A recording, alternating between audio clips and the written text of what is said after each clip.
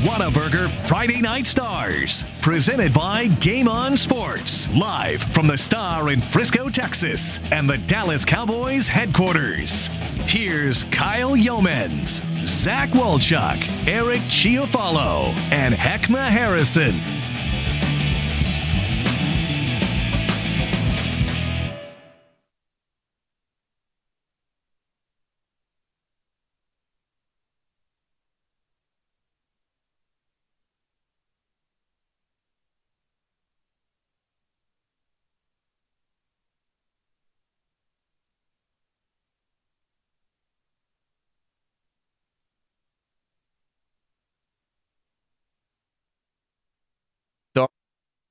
Unbelievable time of year it has been throughout really the 17 weeks we've been a part of this show. This is the first season of Whataburger Friday Night Stars, and this is the first time we're going to get to talk about some champions from a state championship level. My goodness, it is great to be here live from the Star in Frisco.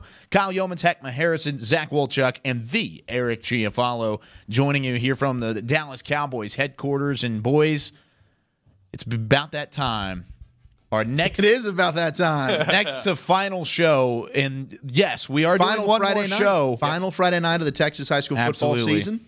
Absolutely, yeah. It's been a long season, but man, has it been a ride. And you look at really all the teams that are a part of this week's UIL Texas high school football playoffs and the championships that are being held at AT&T Stadium, and they all deserve to be there. Very fittingly, all those teams deserve to be where they are. And my mic does not deserve to be where. It's a mic drop moment. It is a mic drop moment. Literally. While I'm on a close-up as well. But it's really just been an incredible road to see how these teams have developed throughout the season, and now we get a chance to actually talk about some championships. And then tomorrow we'll wrap up the season. Do you want to promote that a little bit? Big announcement.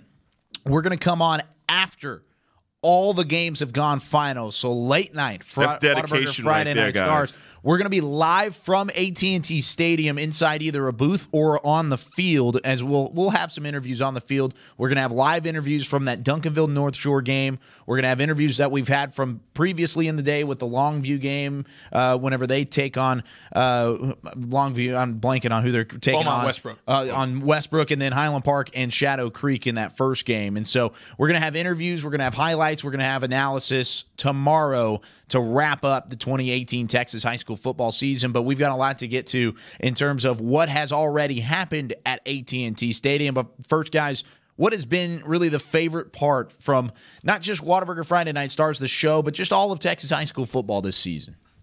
Wow, that's a loaded It's a question. very big question. I don't even know how to start to answer that one. I mean, from week one, when I walked in here and saw your ugly mugs and thought to myself, right. what are we getting into? And then 17 weeks later, Here we are. He's a we very are. loving Isn't that something? co-host. I the rain think that it sticks is. out. The rain, yeah. The rain. The rain and Heckma. You know, getting to work with Heckma has been pretty great. I would. Thank you, I think Walchuk. Caden Davis really sticks out to me when I think back on this season. Caden Davis? A highlight and a legend. Oh, he is a legend. I think the Duncanville love, calling Duncanville week one. That's the one thing. You come into a new season, you think you know which teams are going to be good, but you don't know for sure. And to have Duncanville on, I think all of us had them on their radar. I picked them to win state week one. And to have them here in that state championship, especially after, I think last week, Allen versus Duncanville, a matchup our show specifically has been calling for since week 1, 2, 3, looking at how these teams were developing, realizing there's a collision course. I got it, man. And no one would expect this from me. Chandler Morris. All right. Wow. Chandler Morris, seeing his everything that he lived up to this year at Highland Park, man, he played lights out. This kid won me over, and y'all know how much I hated coming in to this season. But Chandler Morris won me over with every throw by throw. This kid is going to be absolutely wonderful at the next level, but he's a junior, so we got one more year of watching this kid develop. I'm so excited about it, but I'm telling you, he is the one guy that coming into this year, just knowing the history of Highland Park, winning state back-to-back, and knowing that all the pressure was on him, and he lived up to all the hype. Yeah, he definitely did, and there's a reason why he's in a state championship looking for a three-peat tomorrow. I agree. The fact that he, along with that Highland Park team, had been able to replace guys like John Stephen Jones at the quarterback position and Cade Sawstad at the wide receiver position. But I think the fact that we've been a show for 112 days, this is day 112 of being Whataburger Friday Night Stars, and I think the biggest thing that stands out to me is the surprise stories like Haltom, like South Oak Cliff, and some of those emergencies. Birdville. You could say Birdville. You could say teams like Duncanville as well. I mean, even though we kind of expected Duncanville to be there, I don't know if Duncanville was going to be that historic type team that we've seen, and they've got a chance to really finish some things off tomorrow night. But let's look at some of the smaller games, at least in terms of enrollment. We're nothing small about a state championship, but let's go to 6-man. 1A is where we'll start things off. Division 2, and this state championship game between Strom and Follett is how you say that. Follett just didn't have it in this ball game, 48-0. And guys, this game literally was over at halftime because in 6-man, there's a 45-point mercy rule as soon as that halftime buzzer sounds. Wow. So the mercy rule does start off, and one of the big things, we were talking off air about this, and Strawn really was a team that kind of blew through their route to a championship. They won their semifinal game against Oakwood 51-6. They won their quarterfinal game 68-22 against Iredell. Then they also were able to take down Walnut Springs 62-8 and then 68-0 against Goldberg in round 1. So Strawn was a strong team, not to be making a pun there, but look at the size from Follett and how they were able to kind of play the football game from a size perspective. You would think that maybe they could have something to say about this one, but really Strawn dominated from the get-go. Yeah, and for Strawn, back-to-back state championships, really an excellent performance for them to be up 48-0 at halftime. And then all of a sudden the game is called in a state championship. You're expecting two evenly matched teams. They came out, no doubt about it, who was the better team on this day. And you see there, Villanueva. Gosh, what a stud he is. He was cruising, baby. He had 4 touchdowns. He was cruising for Strawn. And I think it's awesome. For fans that, and I'm one of those as well, I'm not super familiar with the 6-man game. We don't see a lot of 6-man as we focus primarily You used on to the be a real big area. 6-man guy, Walchuk. I don't know what happened to you. I feel like I would have excelled at 6-man football. You would have been incredible. You play in I space. just missed the time. Yeah, I'm so good in space. I've got the quick feet, good lateral movement, slide to slide. Get this guy in a Shifty. phone booth. Watch what happens. Woo, baby. There's a joke in there somewhere. There's just not not gonna at all go. Heckma. It's the truth. All right, 6-man football. But it's very fun to watch. It's very interesting for people that are used to just watching 11-man. And for Strawn, I don't think you could, out of all the teams this weekend, some of them have been very, very dominant. We'll get to Mart here in a little bit. Mm-hmm. Maybe there wasn't a team any more dominant than Strawn when you're looking at a halftime. Hey, guys, let's just go ahead and wave the white flag. And there's studs that play this. Wasn't Van Der Esch one of our very own Dallas football Cowboys? Van Der Esch was a Absolutely. 6-man Van Der player. Esch, 6-man player, so you can still flourish. 8-man It was player, 8-man I guess. football, yeah. Thank you, Chris. Chris Beam knows. Well, look at you. You don't know what you're talking about. I know. But guys 8-man. like Villanueva can end up being stars, and you didn't even know it. Absolutely.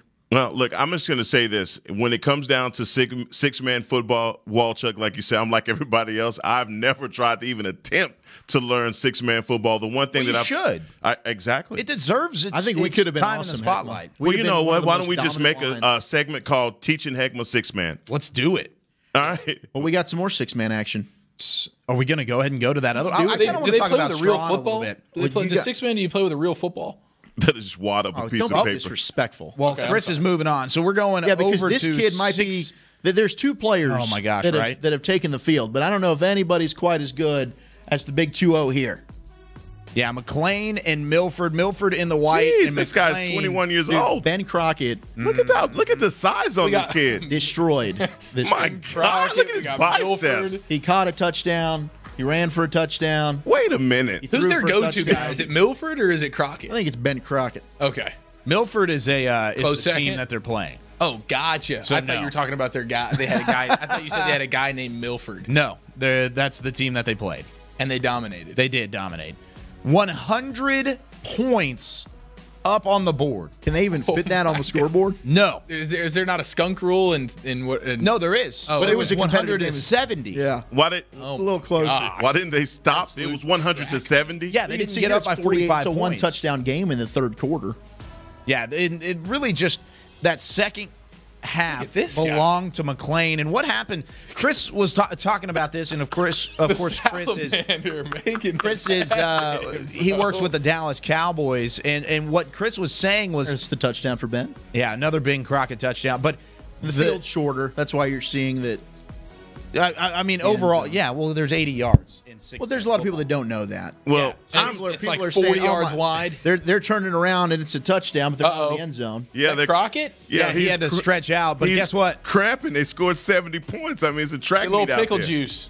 He got back on the field. Yeah, you did. I'm gonna was just tell y'all guys, absolutely this is the worst tackling I've ever seen in Well, there's any. only 6 players out there, Heckma. Well, I I was mean, gonna say, hey, we're not talking about tackle. 6-man football. What are we talking about, Heck? I mean, goodness gracious. Sorry. That's a free play. It's an offsides. So there is offsides in 6-man. Yes, I didn't there even is. know they had refs in 6-man. All I'm saying, Of course, guys, they have refs in 6. is that all right? It's the such thing as missing a tackle, and then there's missing a tackle, and then it's. I don't know what's going on, guys.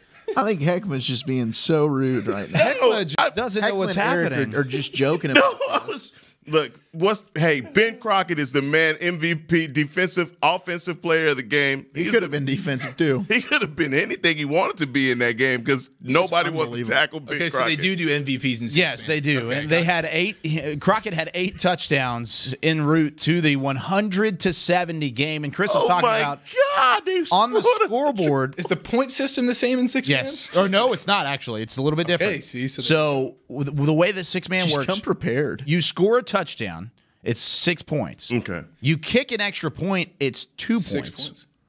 Instead of the extra point is 2 points. Gotcha. And then if you score like what would normally be a 2-point conversion, it's only 1 point.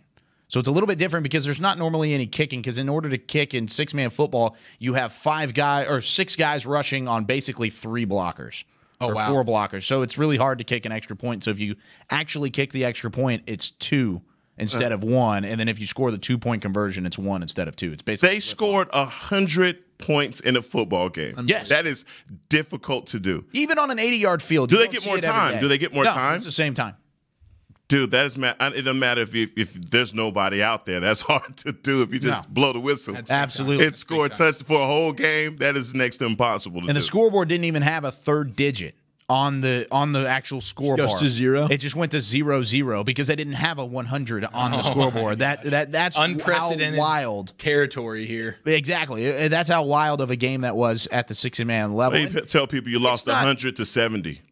Basically, I would It was a say football 70 game. points, we lost by 30. Goodness gracious. I would probably say scoring 100 points in 6-man is the equivalent of maybe scoring about 85 in regular 11-man football. Jeez, Gotcha. Louise. That's probably what the equivalent would be. At least that's in my humble opinion. But moving on from 6-man, you look at what really McLean was able to do, and they were able to get the job done. But you mentioned Mart just a couple moments ago, Zach. Talk about a dominant team. Mart and the Panthers winning their semifinal matchup 40-13, taking on Groover. Groover, if you didn't know, Groover is all the way up at the top of the Texas Panhandle. Actually closer to Denver than it is to Arlington. Wow. So that's how far away Groover was. And in terms of, you see the fan turnout, the excitement, and Groover looked good early, but that was until Mart got that defense going and able to make some plays on that defensive side of the football. Mart looking for a back-to-back championship, and they're definitely loving it throughout AT&T Stadium. A regular there. They've won 7 titles after this one because they take this one over Groover 76-33, able to put up 63 points in the first half. Yeah, and 76 is a new record. Yeah, they were Yep. able to a new 11-man state title game record. Previously, Stephenville and Cameron Yo had scored 70. Mart puts up 76 points, and it was really their senior running back, Tyreek Horn. 291 yards and 7 touchdowns. Set a record for the most rushing yards and touchdowns in a 2A state championship game. And that man right there, Jacob Ibarra, was named Defensive Player of the Game. 2 interceptions on consecutive drives. He made a couple of really nice hits as well. And look, credit Groover. They didn't go away. They scored some points in the second half. Their quarterback, Keegan Kelp, solid day, 319 yards, 3 touchdowns. And Jalen Conyers, who caught that last touchdown, 12 catches, 224 yards, and 3 touchdowns. But this day belonged to Mart. And when you look at it, 3 scores off their first 6 offensive plays. They were explosive. Wow. I think all year long, we got to see them play here at the Star a few weeks back. They're a dominant bunch, and they were dealing with a rather emotional story heading into this one. You know, their backup quarterback, who's a junior, Aiden Gass, collapsed during practice on Monday. They played this game on Thursday, I believe. Yeah, Wednesday. So on Monday, he collapses on the field during practice. They don't know what's wrong with him. The coaching staff revives him on the field, are able to keep him in stable condition until the ambulances come. They take him away. It's still unknown. They think maybe he might have had a heart attack, but I haven't gotten confirmation on anything, so I don't want to be out here and that's what I heard as well. Report fake news, but it was some kind of condition. He was able to be cleared to travel with the team to Arlington, so he was there on the sideline, was able to watch and celebrate that state championship game. But what a story for this team to go through such a scary moment in their final practice before leaving to go compete in a state championship, and to have the mental toughness to come out and put up and execute a performance like that against a good Groover team. Hats off to Mart. I mean, what a job those kids did to come together. Yeah, absolutely an incredible. You look at the 6 stars as well on that Mart logo. They're going to have to add a 7th for their 7th title, the most in 2A. And so you look at the dominance and also just a small town community. That community of Mart has just around probably less than 1,400 people, and it's a little bit north of Waco, kind of northeast of Waco, over near Marlin in that area. Just a small town feel. Of course, you see that a lot with football. You could say the same thing on the other side with Groover as well, but Mart and the talent coming out of there, guys like Quan Cosby, who played for Texas. Oh, yeah. A Mart alum. You look at guys, Denarian Thomas, I know that's not a household name by any means, but he was on that UMHB crew team, which, by the way, just won a national title at the Division III level out of Belton. He was the quarterback, or one of the quarterbacks, on that ball club. So there's a lot of talent coming out of Mart, and not just Quan Cosby and Denarian Thomas, but over the course of really the last couple of years, that has been a dominant football team, and now they've got back-to-back championships. That is something else, I mean, and to say also all the adversity that they had to go through and then come back and win a game 76-33. When you look at the talent level, anyone that gets to a state title, they've gone through something. So that means a lot as well, just to say how dominating that performance had to have been and how good they had to be as a team to overcome that, losing their starting quarterback. Especially with such a quick turnaround. I mean, you go from Monday of having that issue. That's big. And then you turn around and you play on Wednesday. Yeah. So not a quick turn, or not an easy time to turn around, and especially playing with that in the back of your head. That's definitely something you gotta and really score 76 points. It's 63 of those. 500 some rushing. That was a dominant football team, because I think if, of course, this wouldn't have happened, but that Mart team could have put up 100 points themselves. Wow. They really could. Yeah, that's how dominant they were in that first half. They really did kind of pull the reins back a little bit. And I saw some people on Twitter that were talking about, why in the world does Mart still have their starters in the game and they're up this much? Well, folks, this is 2A football. Not everybody, Allen, has the depth and the players, especially when you get to the 2A levels and below. That's what they've got to work with. They're not doing that to run up the score. That's their roster. That's it. Yep. Come on. That's very true. Don't come out here and rag on a school without backing up your facts, people. And also, not to mention, those starters did earn their way to get there. No doubt. I mean, they earned that spot. The Greyhounds, and that's the shame about the state championship. You see the joy that comes with the victory, and then the tears and the disappointment that comes with the defeat for Groover. I believe this was the deepest run in Greyhound history. It is. Really, really good football team. And for all these kids, all these schools that were able to make it to the state championship, great accomplishment, unbelievable season. But there can just be one team that leaves happy and victorious at the end of the day. But you should not leave with your heads hanging down. Be very proud of yourself and the efforts, not only for your coaches and the players, but the entire community. Because a lot of these smaller schools, and you'll see it tomorrow with Longview, baby, they're hungry. But they bring the whole town. Everybody. And they pack up into Jerry World. That's what makes this UIL State Championship weekend so special. It does make it special. Also, record-breaking makes it special as well. And we talked about Tyreek Horn and what he was able to do for Mart. Our boy Guy Frazier has been at AT&T Stadium, not for one, not for two, but for every single game of the UIL State Championships, and he got a chance to catch up with Mr. Horn after his record-breaking night. Guy Frazier with Friday Night Stars. We just went final here at AT&T Stadium where Martin wins the 2A D2 State Championship tonight, 76-33 over Groover. Here was senior running back Tyreek Horn of Mart. Tyreek, just talk to me about your senior going out on top, back-to-back state championships. Talk about that feeling. Yes, sir. You know, my first year, Coach Hoffman first got the job. We lost first round. Then my sophomore year, we lost third round. Then my junior year, we won state. And, I mean, who knows that we went back-to-back and we pulled it off today. Tyreek, you set the 2A state game record for yards in the game, rushing, and touchdowns in the game. Talk about that in your performance tonight. Yes, sir. I got to give all the credit to the lineman. I really want to give this plaque to the lineman right here because I don't think I deserve it because I couldn't do it without them. Right. All right, so last question I got for you. What's so special about Mart's program? Y'all are here, it seems like often. I watched y'all beat Refugio last year in 2A D1. What's the magic behind Mart? Yes, sir. It just, we grind. We come out the womb playing football down there, so, yeah. Tyreek, congratulations on the win. Safe travels back to Martin. Go celebrate with your boys. Yes, sir. Thank you. Quote, we come out the womb playing football. What a great line. That's awesome. And I love the fact T-shirt. That's we it. come out the womb playing football, and he gives that credit to the offensive That's line. it. That was awesome. Heckma, I got to say, you dubbed Ashley Pickle the hardest working woman in high school football. Guy Frazier. I think we got to give some love to Guy Frazier. Oh, absolutely. He's, I mean, starting with six-man, he's been at AT&T Stadium and even, all these games at the Star every single weekend, but he has not missed a game. From Wednesday all the way through tomorrow's games, he will have covered every single state championship for Friday Night Stars. Guy Frazier, my man, we couldn't do this if it weren't for you, bro. And there's nobody better than Guy, man. If you want to get into a football conversation, start one with Guy Frazier. Especially about Texas football. Exactly. He loves himself some Longhorns. He gonna talk Longhorn football. Yeah, you talk about how he's been there for every high school football championship game this weekend. How about what he's done all season? The game that's going on right now between Aledo and Fort Bend Marshall, Otherwise known as the Jace McClellan Show, as is every Aledo we'll football talk game. about that here in just a little enough. bit. We'll really talk about that. But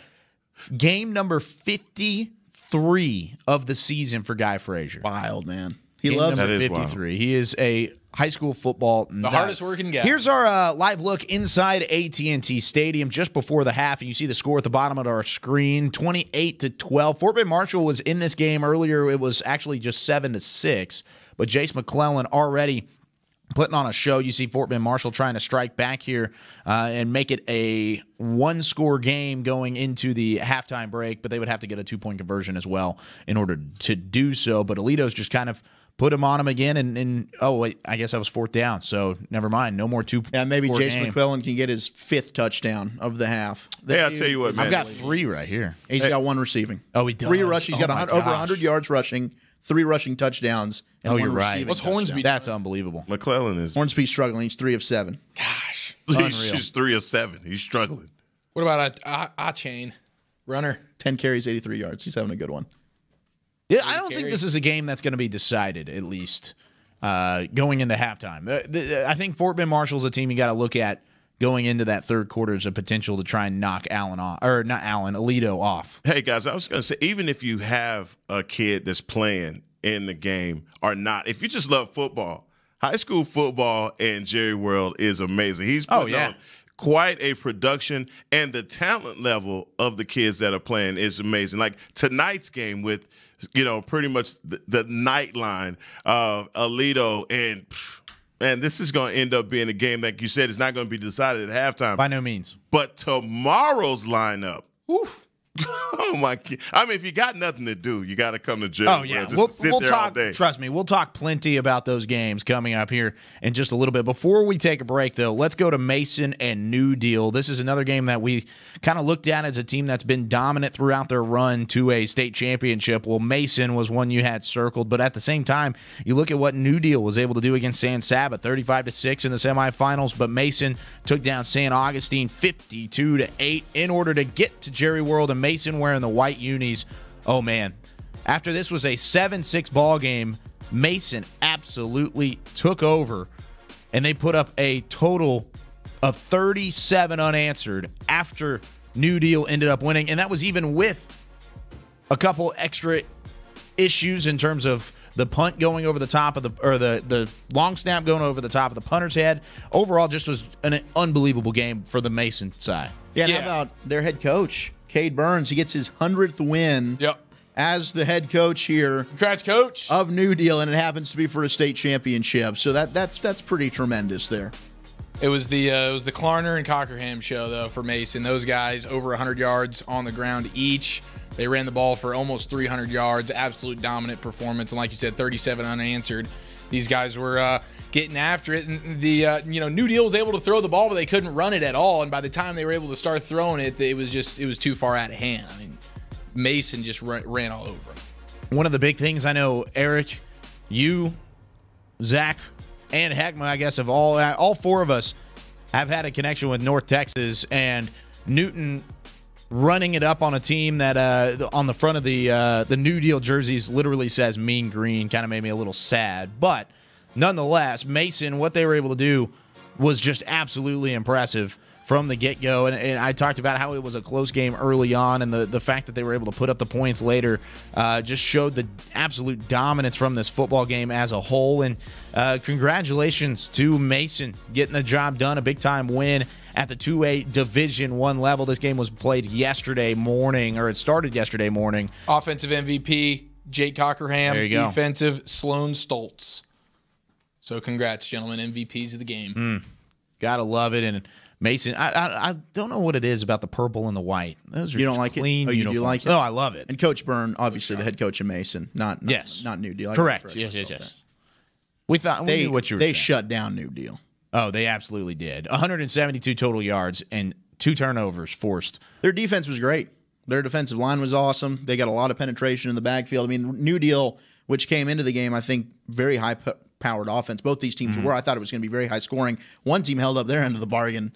New Deal, they just couldn't get it going at all. No, you look at the first down total as well for both teams. Usually that doesn't tell a huge story, but it definitely tells a story here because Mason doesn't throw the football a whole lot. That's more of a run-heavy team, as you can see from the 159 passing yards.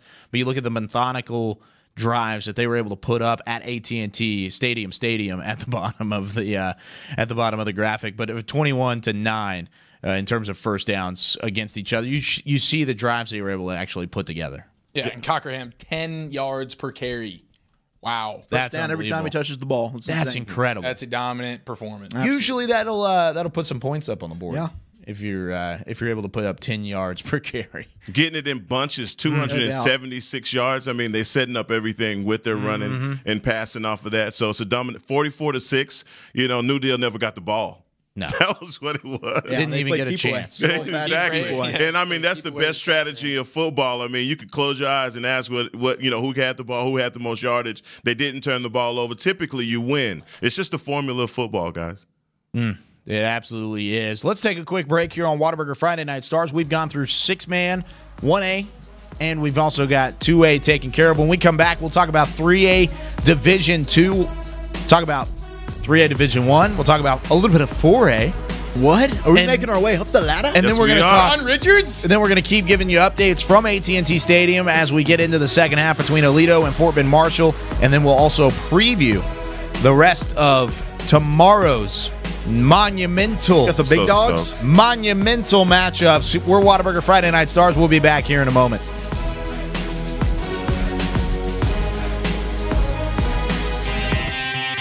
Today at Whataburger, we're cooking the sweet and spicy bacon burger. The sweet and spicy bacon burger is my all-time favorite. I love this burger. It's just perfect. 2 beef patties, 2 different types of cheese, caramelized onions. My favorite thing about this burger is the sweet and spicy pepper sauce and the bacon. You get it in every bite. Nothing beats this. The sweet and spicy bacon burger is an all-time favorite at Whataburger. That's happiness.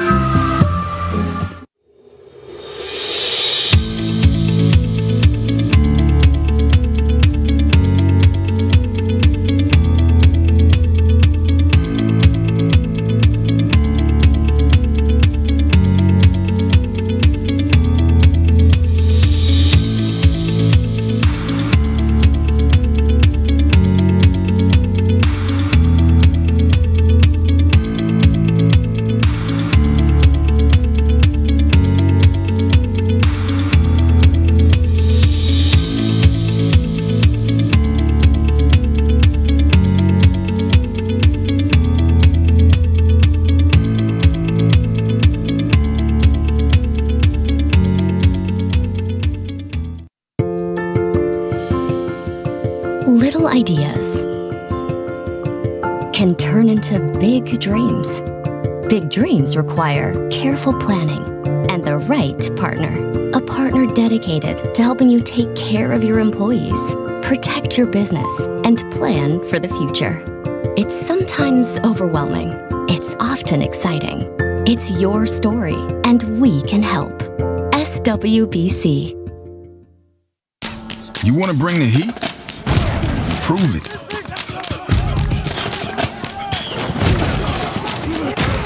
With carbs to help fuel muscles. And electrolytes to help replace what you lose in sweat.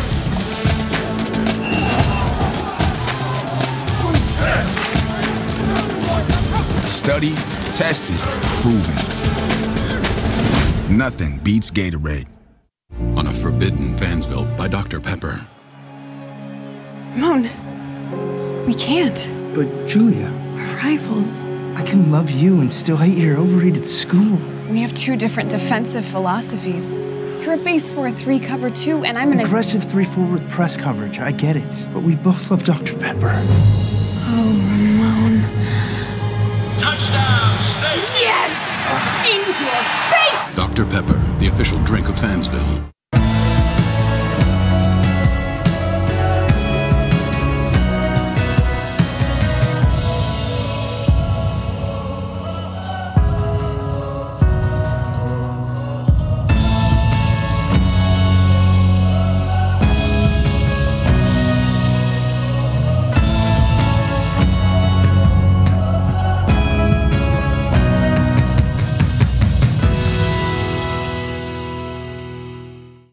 Hey football fans, check this out. It's called Fan Tag, the easiest way to get video highlights from all of your games. As a parent, I know the value of capturing our kids' special moments on video.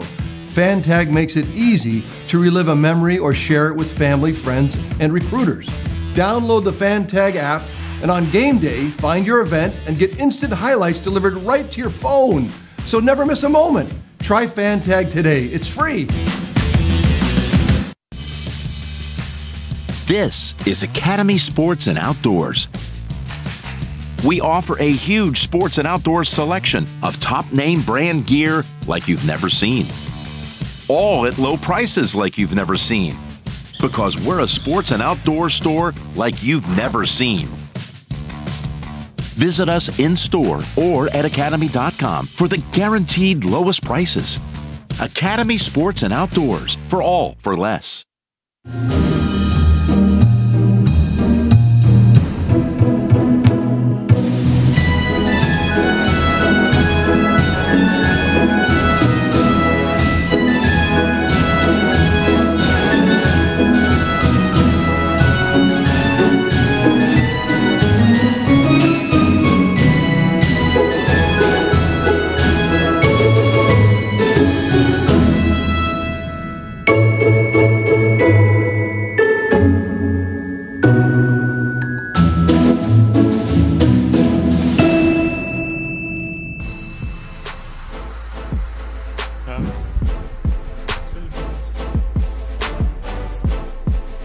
Whataburger Friday Night Stars back here from the Star in Frisco. Dallas Cowboys locker room just down the way as they get set for a big-time matchup against the Tampa Bay Buccaneers. Go win the NFC East, boys. Ooh, big time. You go from Texas high school football Wednesday through Saturday and then into a big-time matchup with, like you said, NFC East busy implications week at AT&T Stadium. It is definitely a busy week of football. One of my friends that works with, he's a former North Texas grad as well, Justin Brummett. No, Justin Brummett. He was talking about he had 17 games in 5 days. Wild. Absolutely wild. Busy time. Bet it's relieving when that's over with. Oh, I'm sure it is. You get to see your family for the first time. It's almost like emerging from like the woods in like a long camping trip. Oh, the sun exists. Oh yeah, what? Oh, fresh air. Life outside of AT&T Stadium. What's going on? Yeah, it's been a fun week of football. Now, I looked over this on that last break, and I'm gonna take the blame on this one, but We actually had an interview with one of the stars from Mason High School and what he was able to do in that final championship game. I knew there was something that was missing, and this was what was missing. Guy Frazier, we were talking about him earlier, one of our great reporters who's been on the scene. He got a chance to catch up with Cockerham, who was really the star of the night MVP for Mason and an MVP. Let's take a look. All right, Guy Frazier with Friday Night Stars. We just went final here at AT&T Stadium where Mason defeats New Deal today in the 2A D1 state championship, 44-6. Here with Mason's senior running back, Jake Cockerham. Jake, you know, talk about what it's like to be state champion, get win 100 for Coach Burns. It's unbelievable. It was a team effort. I mean, we love each other like family. One of the jokes around is we call him Daddy Burns, but we never say it to his face. But he's basically our dad, so it's awesome that we could do this for him and each other. It's just a brotherhood. Clay, I walked into this game expecting y'all to be in the wing tee a lot today, but y'all are really balanced. Y'all are shotgun, got in the wing tee, too. And, you know, you had a drive where you're just pounding it down their throat, and then the very next drive, y'all are opening up through the air. Talk about y'all's offense today. Is that something y'all have done all year? Is that something y'all found success today in? Mason's known for a ground and pound offense, so people really haven't expected us to throw the ball, but we've actually done it quite well all season long. Just gone under the radar because we haven't been to throw the ball as much just because we've been ahead by so much in so many games. But I credit that to Coach Burns and our quarterback. I mean, our quarterback's a great player. He's been one of my best friends for my whole life.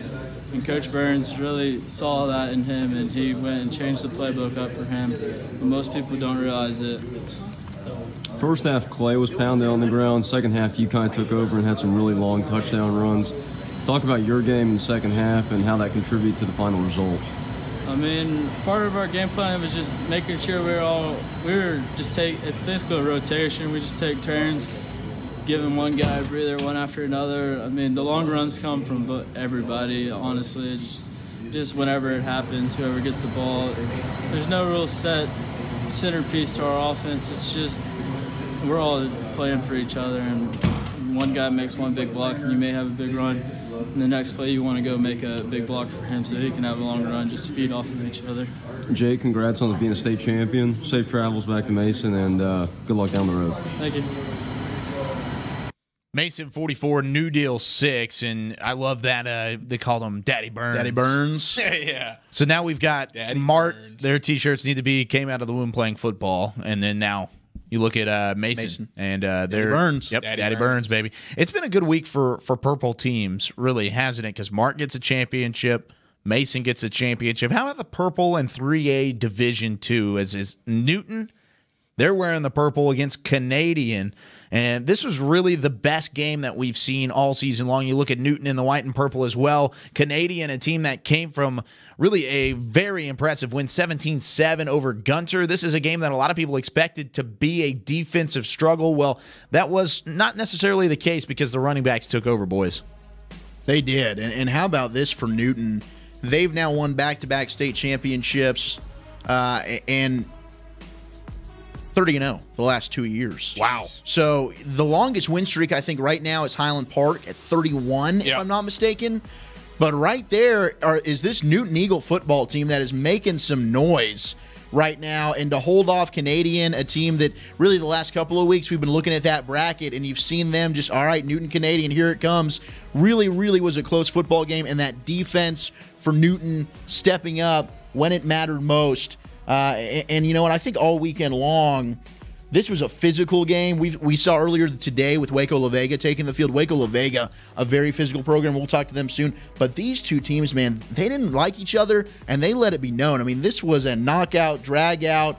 They're going to some ice tubs after this one, both squads. Yeah, Newton, one of the things that I noticed immediately about Newton was their swagger. They came into that matchup with all the bravado. And you know what? The way that they had the abs showing, got the 4 and 5 wristbands, boy, they were ready. I really love the way they came onto the field. They came out there with the Zeke look, with the jersey up. Man, I'm telling you, those boys were ready to go. I loved them.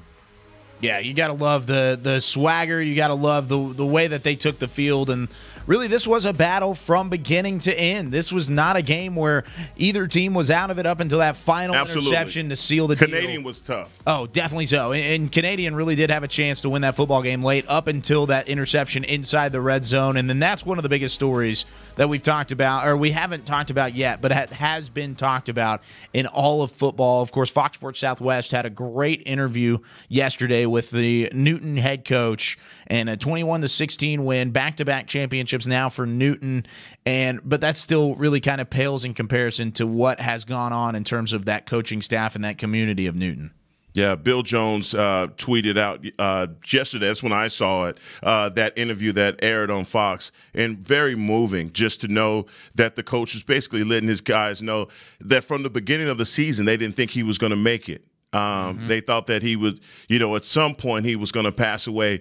And for him to make it all the way to the state championship, guys, I want to say there's a lot of times when, in school and government and all this stuff, we want to take religion out of the equation.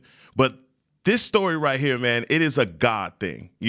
When you're able to do that, and the lesson that he teaches his kids and the heart that he spoke with about that being the last lesson for them, overcoming adversity and not having anything to come in his way, in their way, and not making it about him and what he was going through, and wanting it to be about them and their moment. And they exercised that, man. I was so excited about that. And it just made me fall in love with the program even more after listening to the coach. No doubt. And Coach Johnson, and this is something we've talked about. We've had Coach Todd and several other coaches on, and we're always looking at kind of the mentality and looking at certain coaches go week to week. This is we got to focus on this next game. Well, this Newton team led by Coach Johnston, he's a guy that he doesn't know how much time he's got left, and he's looking at this, and this team knew we're not about winning a district championship, and he said that in his post-game comments. Right. We came in wanting to win a state championship, and they went through the gauntlet, went through the grind of 2A Texas high school football, and they came out the other side champs, man. Unbelievable story. It really puts it in perspective from Coach W.T. Johnston, like we were talking about. It puts it in perspective that sports at some points it's smaller than all the other things that go on in life, but at the same time, it's that big. I mean, the fact that Coach Johnston looked at this team and looked at this program and said, hey, this is something to push for. This is something that I care about more than anything, and I really want to be able to be there for this. I want to be there for this team. I want to be there for this perseverance and teach lessons and affect others while I'm still here on this earth. And I think that's an absolutely incredible thing. I agree with you, Heckman. I think it's a God thing. And I know it's tough to kind of look back and forth, and there's always religion and sports and then also with the media, and it's kind of frowned upon sometimes, but he said it himself. And I think that's something that you look at, and it's definitely something that deserves to be talked about, and I do credit Fox Sports Southwest. That's an unbelievable interview. If you haven't checked it out, you can go on their Twitter, and it is Fox Sports SW on Twitter, and you can find that video. It was tweeted out yesterday around 6:30 in the afternoon. But a big-time win for Newton, 21-16 was that final score over Canadian. Let's go to 3A Division I. This was a bit of a football game up until the fourth quarter, because Malakoff, who played here at the Star last week, at a big win over Brock, where they took them down 23-21 with a last-minute touchdown. You see them in the black and the gold. They took on Grandview, and quite possibly some of the coolest helmets and the coolest intro in all of high school football. The Zebras of Grandview. You can see it on the helmets. They run through a gigantic zebra head just for fun, and that is exactly what they did in order to win this football game. It was 21-7. Malakoff looked to kind of dominate this one early. Well, that wasn't the case later in this football game, because Grandview puts up a ton of unanswered points, actually 21 to be exact, to win it 35-21, the final score, in order to win another state championship. Actually, the first state championship for Grandview, might I add. And the first state championship for a team called the Zebras. Yeah. Are they the only ones called the Zebras? They're not the only ones, but they're the first to win a state championship. And it's the first time a Zebra's gotten a victory over a Tiger in the history of the world. So that's incredible. I like that a lot, actually. Dane Jinsich ended up with 98 yards on the ground rushing. He also went 15 of 26 passing with 171 yards and 3 touchdowns. He was the offensive and defensive MVP as he actually that is balling. Yeah, he was balling. That is balling. You want to talk about balling, though? How about the fact that the offensive and defensive MVP was also the punter? That's him right there, number 7. The punter? He was also the punter. He had 7 punts for 241 yards. That's over 35 yards on average, and he had a long of 47 yards punting. So not only was he the offensive and defensive MVP, how about a little bit of special teams mixed in between there as well? So an all-around win for the 3A Division I state championship. You see him there. Actually, he was number 3, rather, other than number 7. But Jinsich with the MVP, Grandview with the 35-21 win over Malakoff. Good season for Malakoff and the Tigers, but once again, Zebras get a win over the Tigers for the first time in the history of all of mankind. Well, it happened earlier this season, actually, 28-7. This was a rematch game. They played before. Yeah, you weren't right. Dang it. For twice in the history of ever, a Zebra's gotten a victory over a Tiger. Still a huge one. This it sounds cooler whenever you say it the first time, but that was not the case. And just to see the resiliency, this is a Malakoff team last week that was down early against Brock and came back and won against Brock here at the Star just before our show, actually, last Friday. And then now it happens to them because Grandview was down 21-7. They put up 21 points in that second quarter. Then they also put up 14 points in the fourth quarter in order to get the win. And so a big-time win with Grandview and Malakoff in order to you look at Grandview and the Zebras, now their first ever title. They've got a lot of young guys returning as well. So we'll see what Grandview can do next year. That's a team that took down number 1 Franklin on their way to a state championship and took down teams like Yoakum, who we were really high on. Country strong. Look out for Grandview. Very balanced team. Yeah. You're exactly right. They play good football, man. Yeah, they do. And you see that exactly. Sure do, man. They're pretty good, man. How about let's go to 4A Division II before we do any more weird voices? They always get me in trouble. It's not me. It's them, Kyle. I know. It's the best, man. Is that what it is? It's the best. That was. Come on, Kyle. Come on, keep us going. Okay, this is one of the best games that we've talked about. How about Cuero and Pleasant Grove? Pleasant Grove looking for their second straight championship. And Zach, I know you kept an eye on this game all day long. Guys, you know what? I think that this game really, you can start and stop with that man right there. Jordan Whittington, the 5-star recruit, going to the University of Texas. This man is an all-around do-it-all. Did not come off the football field. Had 11 tackles on defense, en route to winning the defensive player of the game. And you're about to see an offensive statistic explosion for Mr. Whittington here in just a moment. He came in leading the team in just about every offensive category. He had 337 total yards, 6 total touchdowns in their victory today over Pleasant Grove. 334 of those yards were rushing, which is a new state record in any classification. Wow. 3A, 4A, 5A, 6A, surpassing Eric Dickerson and Jonathan Gray. Wow. That's good company. That is tremendous. One better than you the see other. Right here in the second half of this game, Jordan Whittington took over as the Wildcat quarterback. He came in, he was unstoppable. He had a catch right before the half that was a touchdown, extending, and it was overturned. He comes back the next play. There's 1 second left on the clock, catches another one. It's seemingly going to go out of bounds at the 2-yard line and has to extend inside the pylon. Absolutely unbelievable play for Jordan Whittington today to lead the Cuero Gobblers to their first state title since 2004.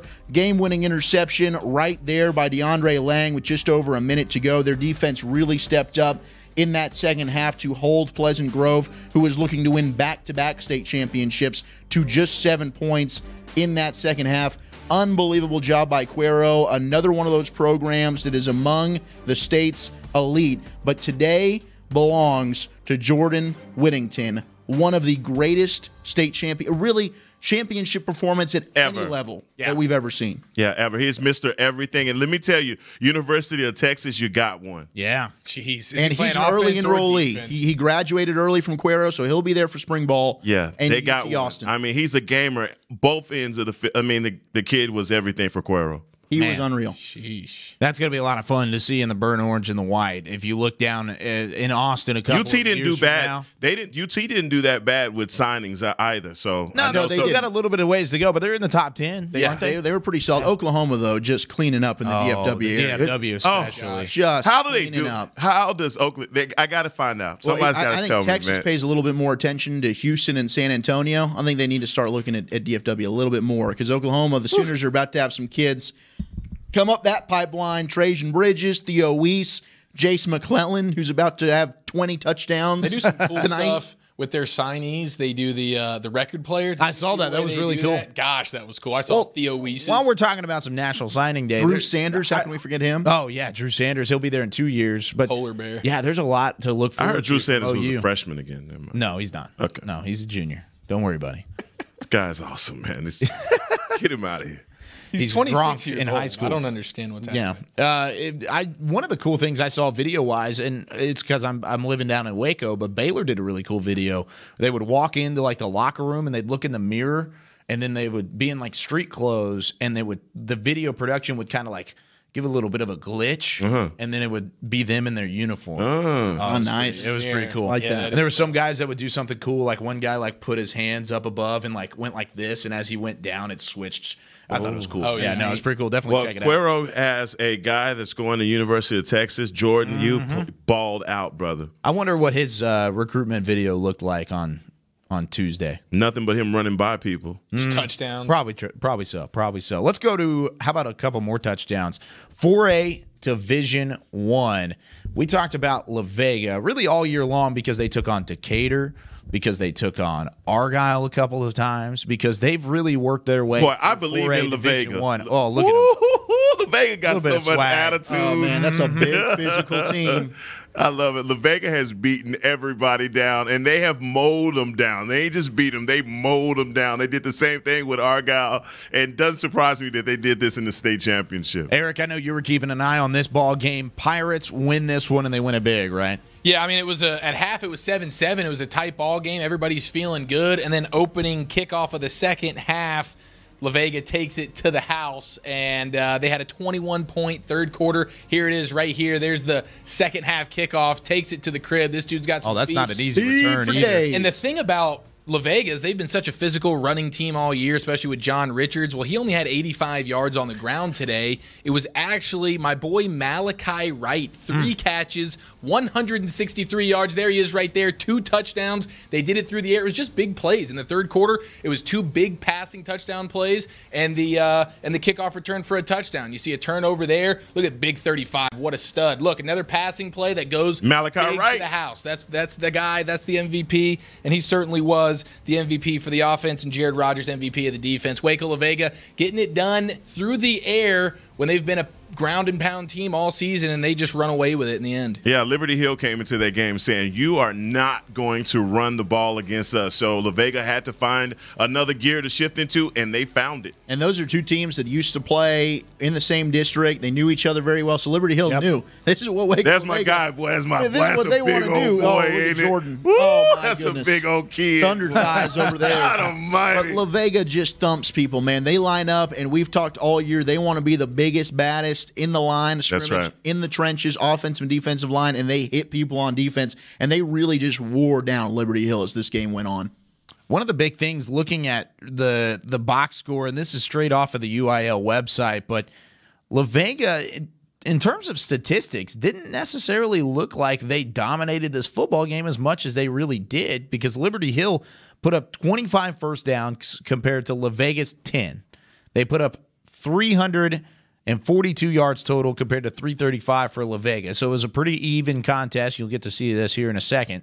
And then look at the rushing attack for Liberty Hill compared to La Vega, and then the passing yards was in favor of the Pirates. But overall, you look at this and you think that, hey, Liberty Hill probably has a chance to win this game, or at least they should have been closer than 35-21. But credit to La Vega. They made the plays when they needed to. Eric, you mentioned the kick return to start the second half. Yeah, it was that third quarter that did it for Huge. Vega. Just the big plays. The big plays. 90-yard touchdown pass, 60-yard touchdown pass. And that's the only thing that happens in football. You see teams, they dominate through the running game, but they don't score points. It doesn't add up. La Vega, what they did, even though they knew their running game was being taken away, the big playability, Malik Wright, they didn't take it away, and he ran away with it. Yeah, he absolutely did. And, man, La Vega, second state title in 3 years now, and they also do it while taking down Argyle. And those two teams are trading championships back and forth. We're going to take a quick break here on Whataburger Friday Night Stars. We've gone through 3A and below. It's time to get to the 4A and above. How about a game that's live right now? Aledo, Fort Bend, Marshall, AT&T Stadium. We're going to look live into AT&T Stadium. Before we go to break, look who's on offense. Mr. Jace McClellan right to the right-hand side of that QB, back in the shotgun, on to enemy territory. Aledo. Mr. Jake Bishop. Ooh, good throw. Oh, to JoJo Earl. Quite the combo. That's a tandem that'll be back, folks, next year. We'll check back into this game here in a moment. We'll be back here on Whataburger.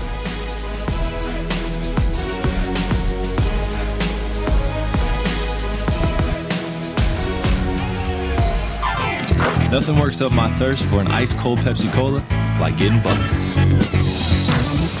Whether I'm breaking ankles or breaking hearts. Hey, Drew. It always brings the refreshment, and I've been drinking it a long time. Drew, how old are you anyway, man? Doesn't matter.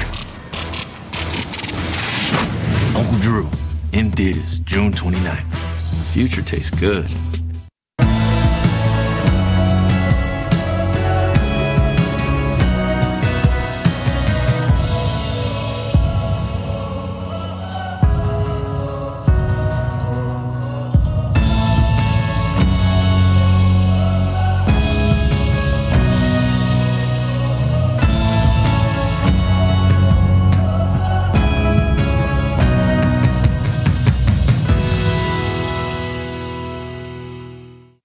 Hey football fans, check this out. It's called FanTag, the easiest way to get video highlights from all of your games. As a parent, I know the value of capturing our kids' special moments on video.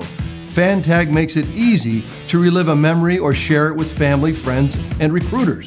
Download the FanTag app, and on game day, find your event and get instant highlights delivered right to your phone. So never miss a moment. Try FanTag today. It's free.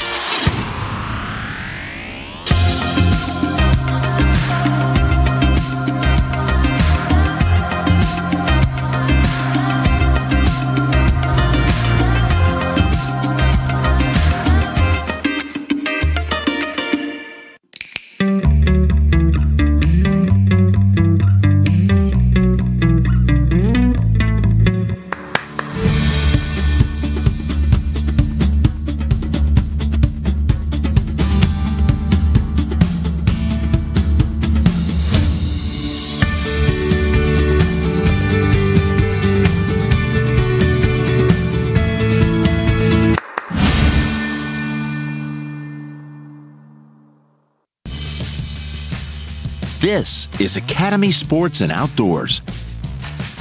We offer a huge sports and outdoors selection of top name brand gear like you've never seen. All at low prices like you've never seen. Because we're a sports and outdoor store like you've never seen. Visit us in store or at academy.com for the guaranteed lowest prices.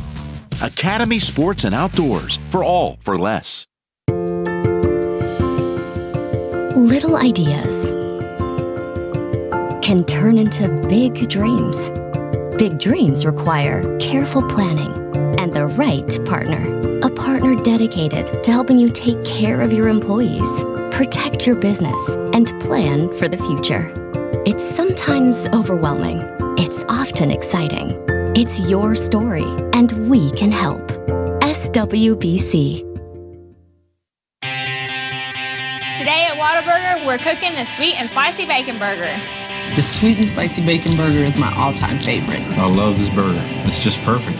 2 beef patties, 2 different types of cheese, caramelized onions. My favorite thing about this burger is the sweet and spicy pepper sauce and the bacon. You get it in every bite. Nothing beats this. The sweet and spicy bacon burger is an all-time favorite at Whataburger. That's happiness. You want to bring the heat? Prove it.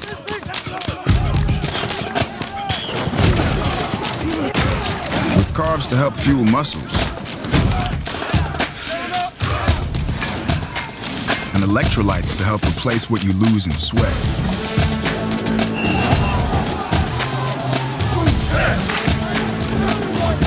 Studied, tested, proven.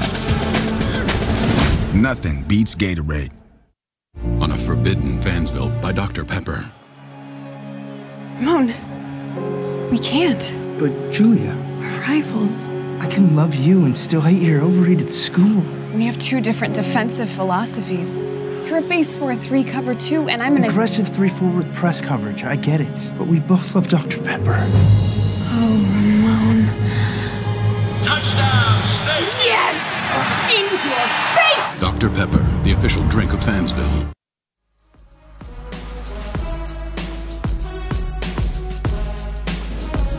Longview Lobos, Matthew McConaughey coming at you from the streets of London, class of 1988, Longview, Texas, Longview Lobos. Yes, sir. How we doing? We got a little football game this weekend, don't you? State championship. Big time. Biggest game of your life so far, I'll bet you. Listen, I know y'all got a lot to be excited about, a lot you want to unleash. But before you go out there, lay the blood on the line. I want you to make sure you take some time to get your mind right and your soul's right. What I'm talking about is bend that knee, take a minute, look inside, think about your families, think about why you love the game of football, think about all the practices, how many times you're like, damn, it's hot, damn, I'm ready to go inside, damn, this is enough. Think about all that, everything you put in to get to this point.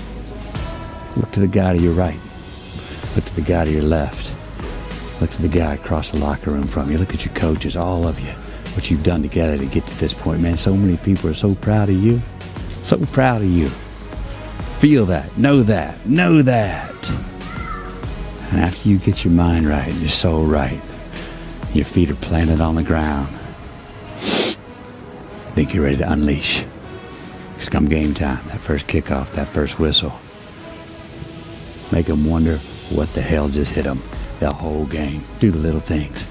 Receivers block downfield. Everybody, every play, what can you do to execute and give your team the best chance of succeeding one play at a time? You do that, you got the best chance of winning that game, and you know all this. Go have a ball. Enjoy this time. It'll never be here again. Enjoy this. Be in the moment. Go win it. We love you. If that doesn't get you fired up, we are the Lobos, I baby. don't know what will. Oh my God. My goodness. Gosh, Let's go. Longview, Westbrook. That game tomorrow, starting at, I believe it's 3 p.m. kickoff, 3:30 kickoff, something like that. Oh, yeah. Oh, my. Whoa. We've got a quick update, though. Over at AT&T Stadium, if we can look at the AT&T Stadium live feed right now. Oh, it just went off the screen. Aledo leading 35-12.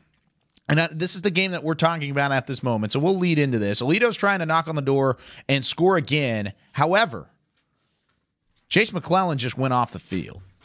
Yeah, he gimped off. He's had a busy day. He has had a busy day. He had a gimp? Yeah, a little bit of a limp. Limped off the field. Would you describe it more of a limp or a gimp? I'd say a bit of a gimp limp. Okay. It's unfortunate. Hey, Jake Bishop extending the play. That's Oh, my goodness gracious. Wow, what a play from Bishop. Wow. Live. How about that? And Aledo is doing what the Bearcats do, and that's just win state That's championships. just score touchdowns and win football Holy cow. Well, you know, Wow, Jason McClellan. That's an unbelievable play, guys. That is a highlight reel play for Mr. Jake Bishop there. What a ball. Who has 54 yards rushing. Jake Bishop basically just escaped through the high five, came right back up Stemmons and threw it down 190. He said, wait, our best player's hurt? I got this, guys. Don't worry. What a play! I'll toss my second touchdown pass. We're really kind of understating what he just did right there. The escape through the back door and then the pass back across his body. Come on, unbelievable! That's clutch. That was unreal. Well, let's look at this game in a little bit in depth before we go to Highland Park. And we've got Eric Cunningham on the phone. We'll talk to him in just a moment. But Aledo overall, Jace McClellan, you talked about it, 4 touchdowns already, 3 on the ground, 1 receiving, 147 yards rushing. And that's just in the first half and a little bit into this third quarter. So Aledo now leading 42 or 41. I guess they're waiting on that extra point as they had a penalty called. So it's still 41-12, trying to make it 42-12 the score. But Fort Bend trying to make this a game early, and then 14 points in both the first and second quarters for Aledo. And like you said, Zach, that's all they do. That's what the Bearcats do. They win championships. Yeah, I mean, this would tie them with, I believe it's Salina, Katy, and South Lake Carroll with the most state championships won by any program. And Aledo, they just get it done. I mean, every year. And when you look at their top 3 on offense, they've got a great defensive line. They've got a great offensive line. They got players that are going. They've got D1 talent on the defensive side of the football. But you look at Jake Bishop, a junior at quarterback, the play that he just made. Jace McClellan, a junior running back, the Oklahoma commit, one of the best players in DFW. And then JoJo Earl, number 1 at receiver, who's just a sophomore. This is a team that's going to go right back. They're looking like they're about to win their 7th state title in the last 10 years. An unbelievable run for this Aledo Bearcat program. I mean, what else can you say, man? Also, not to mention they've earned it as well. Yes. Coach Stephen Wood is an icon. He is a walking legend in what he's doing in Aledo. You named off some of those schools that all of the schools that you named were all dynasties. Multiple state championships, and the pride that they have, it just goes before them. Aledo is just a storied football program, and everyone that's in that Division II 5A, they just got to know, no matter what you do, the bump in the road is really big, and it is named Aledo. Yeah, it's really big, and it's more like a wall in the road. And I mentioned this a second ago, but they've really earned it on their way to a state championship. They've beaten teams like Lovejoy. That was probably the easiest of the road before this Fort Bend Marshall team, because then you had South Oak Cliff one week. They beat them 28-14. Then they ended up beating a Frisco Reedy team that was undefeated and looked like world beaters. Closest game they played all year. Absolutely. 10-point victory. 26-16. And then they just absolutely dismantled Wichita Falls Rider in the semifinals. And now you look and see what they're doing. Now officially 42-12 after they kicked that extra point. The last 3 years, they've lost 1 game. It was last year in the state championship game, a 1-point defeat to College Station, 20-19. Unreal. Wow. And this is a good Fort Bend Marshall team they're playing. They've played a lot of close games, but they beat Corpus Christi Cal Allen last week. And their quarterback, Malik Hornsby, a junior, he's the number 2 rated dual threat quarterback in the nation for the class of 2020. So there's some firepower on the opposite side of the football. Aledo just makes it look easy. Absolutely. 20-yard touchdown pass to Devin Daughtry was the receiver that reeled it in for Aledo. Let's look at this game starting tomorrow, our first preview here on Whataburger Friday Night Stars. Once again, glad you're with us, whether you're watching on Facebook, YouTube, or Vimeo. And our final Friday show will be here tomorrow night after all the games conclude. We'll bring you our wrap-up show. Yeah, it's going to be a lot of fun. Heckma Harrison, Zach Wolchuk, Eric Chiafalo, and myself, Kyle Yeomans, with you here from the Star in Frisco. Talking about Highland Park, this is a team that we've gotten a chance now to see really up close over the last couple of weeks. They take on Shadow Creek, and you could not face 2 separate programs, at least historically, because Highland Park, 830-plus wins. The winningest program in Texas high school football history, looking for a three-peat in state championships. Then on the other side, you've got Alvin Shadow Creek, a team that is in their first year of varsity competition.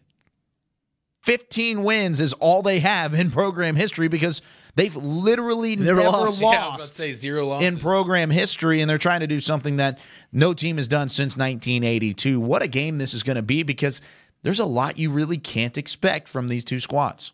Yeah, and for Highland Park, you talk about that history. This would be the first season that they've ever gone 16-0 if they were to win tomorrow. Yeah. Also, the first they'd win their 6th state championship if they can get the W. It'd be a three-peat. They'd win 3 in a row, and it would give their head coach, Randy Allen, his 4th state title, which would put him in the realm of coaches like Todd Dodge, who had that dynasty of South Lake Carroll Heckma, Tim Buchanan, who was with Aledo before Coach Wood took over, and then G.A. Moore, who was with Salina. So all those 3 schools that we just talked about have the most state championships. It's because of those great coaches, and head coach Randy Allen is right up there. But, Heckma, we were there, and Kyle, you as well. We got to see that performance against Denton Ryan, a game that we were looking forward to. And Highland Park, it wasn't even competitive, brother. No. From the word go, they dominated Denton Ryan, who coming in, we've talked all year long about how vaunted that defense was. Chandler Morris made him look like mincemeat. He did whatever he wanted with his legs, with his arm. Their offensive line dominated. They ran the football pretty effectively. And defensively, with Jack Jurgovan, Prince Dorba, the stable and versatility they've got at linebacker, Hudson Clark playing corner about as well as anybody in the state, Highland Park is complete at every single level. They are scary dangerous, man. Yeah, you look at the offensive side, Chandler Morris. You look at the defensive side, Prince Dorba, and then they've got a huge supporting cast to really be able to get the job done on both sides of the football because they're a fundamentally sound team, also led by, like you talked about, one of the best coaches in all time, or a living or walking legend in the coach of Aledo. Yeah. And then you look at Randy Allen, he's the same way as well. Just the coaching there and the way that he's he's owned Denton Ryan over the last couple of seasons. And you saw that again on Saturday. Now you look to try and win a 2nd straight state championship against an Alvin area team because Manville, a lot of those kids that were at ironic, Manville right? are going to end up playing in this game for Shadow Creek. What's that kind of thing in terms of looking at both of them? Yeah, it's interesting because you look at Shadow Creek, and they're trying to become the first UIL varsity team to win a championship in their inaugural season. I think it's since 1982 when Beaumont Westbrook did it. And that, funnily enough, is who Longview plays the game afterwards.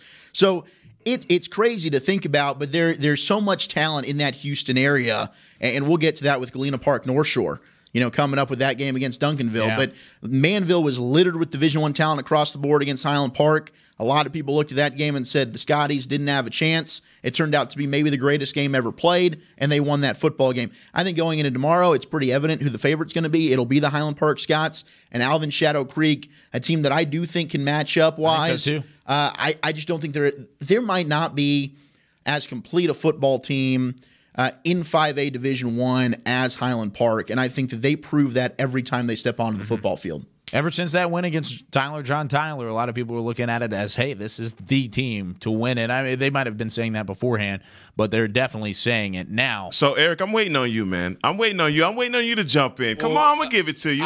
Listen, Jermarian Tell me about that quarterback. Jermarian George, 10 rushes last week, 3 of them resulted in touchdowns. Oh, and he's a special player. 2,800 yards passing for the season, 32 touchdowns, almost 400 yards rushing. This guy can play. They got D1 talent in the back end of that defense. They got a couple guys on that D line. When you look at Alec Bryant, he's going to be playing at LSU or Nebraska. Yeah. There's some players on that defense. Xavier Alford at DB, Xavier Alford, leads the team with interceptions. Chandler Morris is going to have it out for him. Yeah, I think it's really going to have to be George and his running ability. He can create with his legs, and that Highland Park team proved they can get after it, Heckma, on that front seven. They had Seth Hennigan. The only thing that they had no answer for was Drew Sanders last week, and I still am befuddled as to why Denton Ryan didn't run Drew Sanders more. Highland Park didn't tackle him the whole game. He came in and ran twice. They couldn't tackle him, and then he caught a touchdown, but they left Seth Hannigan in. So we'll see what George can do. Yeah, a little bit puzzling there, but of course, Randy Allen and that coaching staff had a game plan as well, looking forward to it. And talking about coaching and talking about Highland Park, we've got the man who's been on the call for the last 2 state championship games, now looking for his 3rd state championship game. How about Mr. Eric Cunningham, the coach, joins us here on Whataburger Friday Night Stars. And Coach Cunningham, first off, thanks for joining us again. How excited are you for tomorrow's matchup between Highland Park and Shadow Creek? Well, excuse me, boys. I'll tell you, fired up would be an understatement. It's just absolutely incredible that the Scots are back here for a 3rd time. And, to say that I'm excited and fired up and, I'm going to have a hard time sleeping tonight. I can't imagine how these coaches and players feel. So, I'm ready to rock and roll, baby.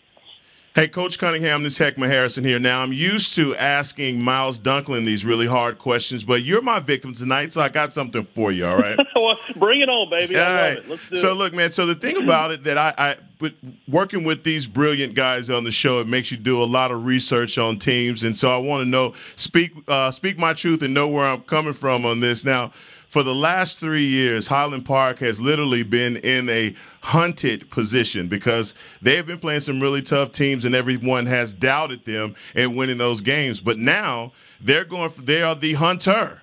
And everyone knows who Chandler Morris is. They know about the style of football they're going to play. Talk about the difference between coming into the last 2 state championships and coming into this one tomorrow.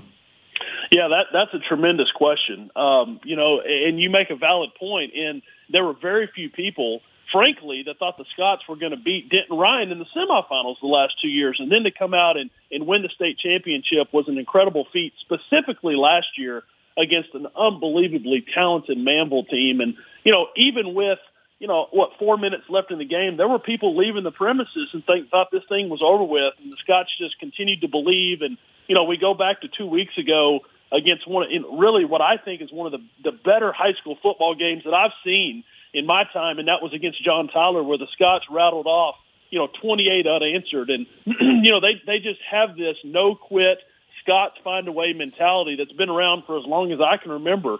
So you make a great point in that, I think they're obviously the favorite. And if you look around the state of Texas, I love using the term experts out there because it's so funny, specifically having the mentality I do as a former coach. You've got all those experts throughout the state, and all of them have the Scots picked, and sometimes that's worrisome for the coaching staff and the players to I think they liked playing that underdog role the last 2 years and proving people wrong. So it is a little bit of a shakeup in the mentality I think that the Scots have, but I can tell you this much: they're accustomed to that. They're used to winning. They expect to win, and I think they have a lot of things going in their favor going into this game.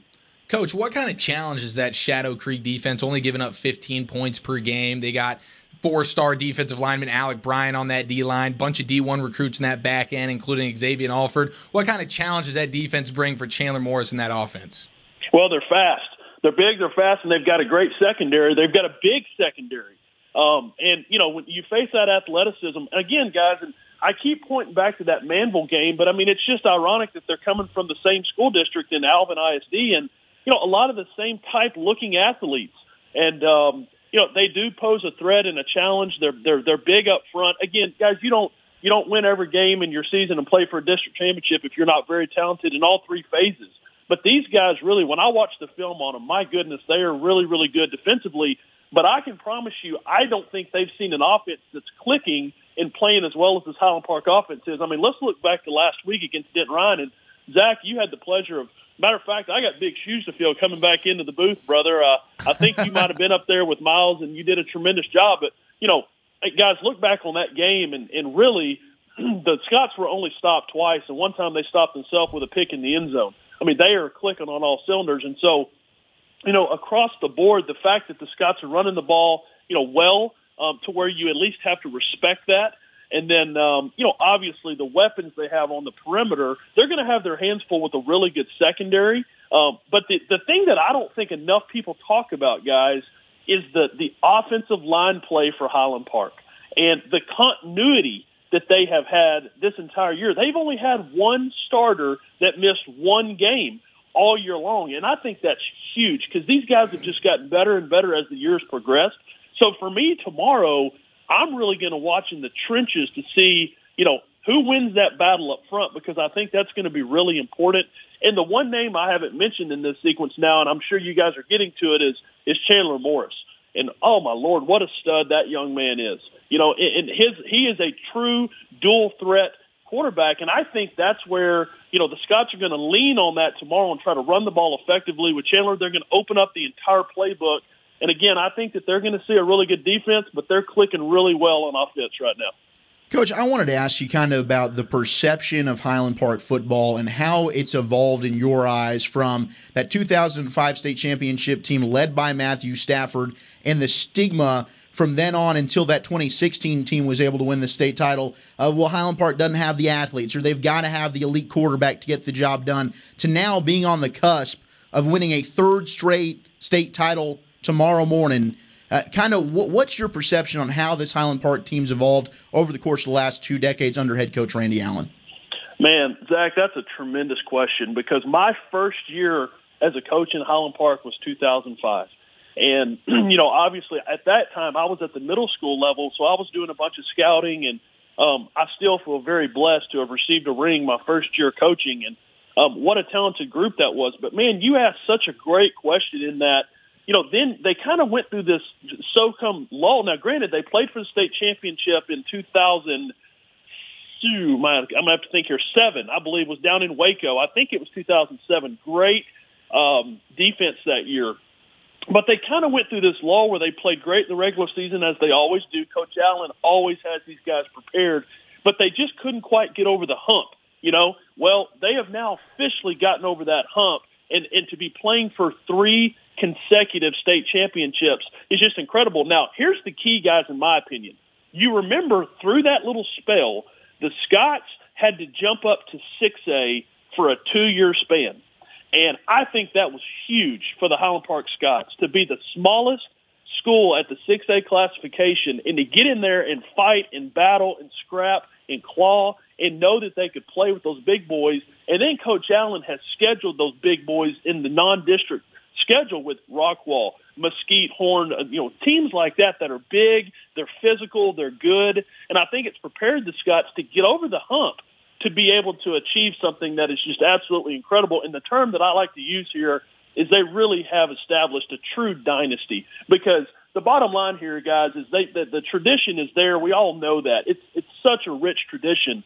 But these last 2 years, to beat a very talented Denton Ryan team 2 years in a row, and then obviously take care of Manville in the state championship last year, and it's just been so fun to be a part of, and they truly have gotten over that hump. And I'll tell you what, man, I've got a good feeling about tomorrow. I really do. These guys are playing well with a lot of confidence, and what a special day it'll be if they can accomplish a 3rd consecutive state championship. 11 a.m. kickoff tomorrow morning at AT&T Stadium. Jerry World looking to be just the proper home to a 3rd Highland Park state championship in a row. Coach Cunningham, thanks for joining us again. We'll talk to you tomorrow, man.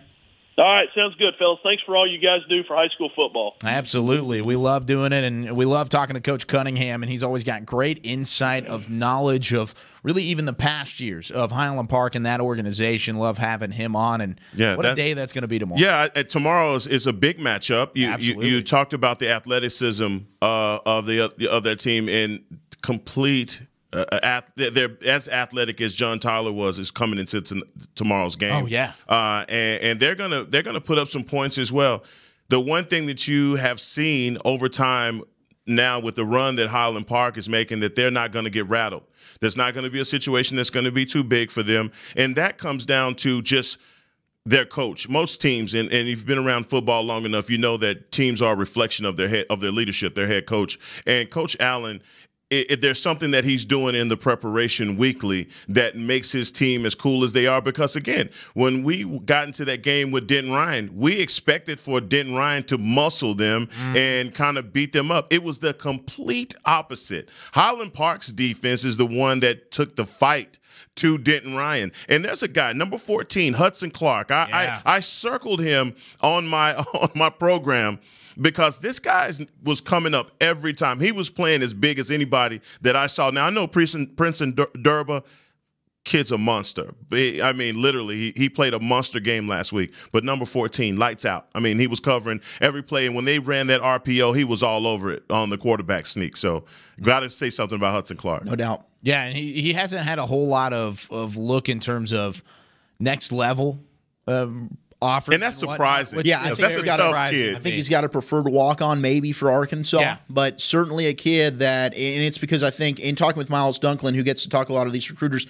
they look at Highland Park and some of these kids and they think they've kind of maxed out their potential. They've kind of peaked. No. Hudson Clark, you look at Finn Corwin, some of these other players that don't have the big-time recruiting offers outside of Morris and Dorba, man, these kids can just flat out ball. Yeah. And colleges need to take some notice. I completely agree. Could not agree more. Now, Coach talked about the big boys in terms of 6A, and one of the reasons why Highland Park's so successful is because they play up whenever they play in non-district. They play a little bit of those Rockwalls, those 6A teams. Well, somebody that's in Rockwall's division that's still alive or district that's still alive, how about the Longview Lobos? We talked about Mr. Matthew McConaughey starting this hour and how pumped up we were of Matthew McConaughey, but his Lobos have a chance to win that elusive state championship tomorrow in front of 70,000 of their closest friends, because that entire section, not only of the city, but the state of Texas, all of East Texas is going to be out tomorrow, and it's going to be a fun one to watch.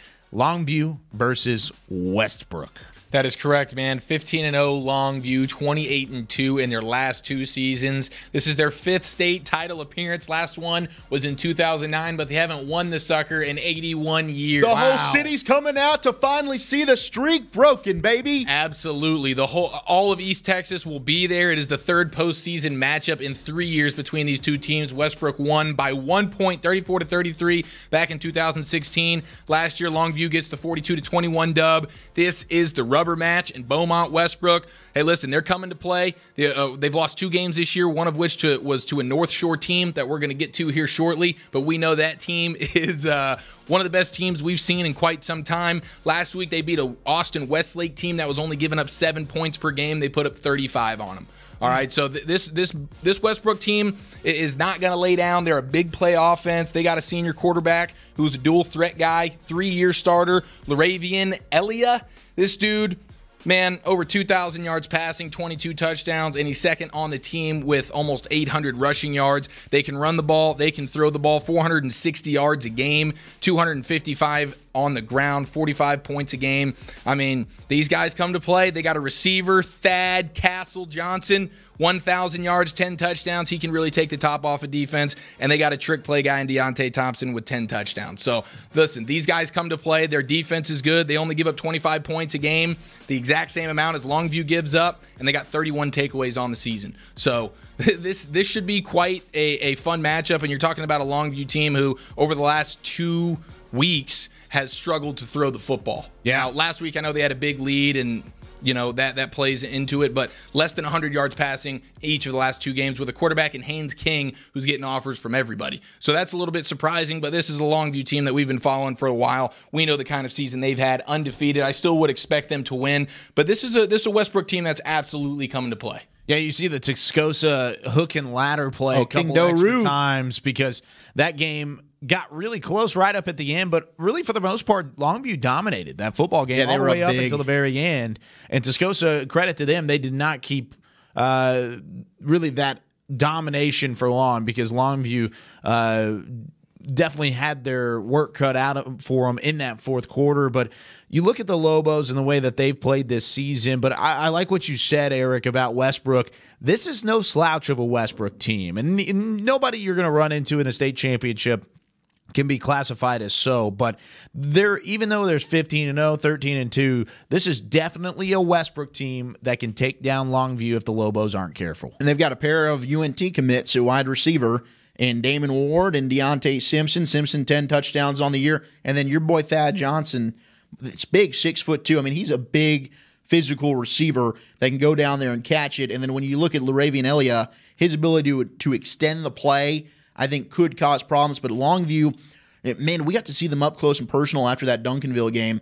And Hackman, you were talking about it, and I thought the same thing. Like, these boys are big. Yeah. Longview's big, and they're deep along the defensive line. They got guys that can come in and rotate, and they show it. You look at their season, 30 sacks. They forced 27 turnovers.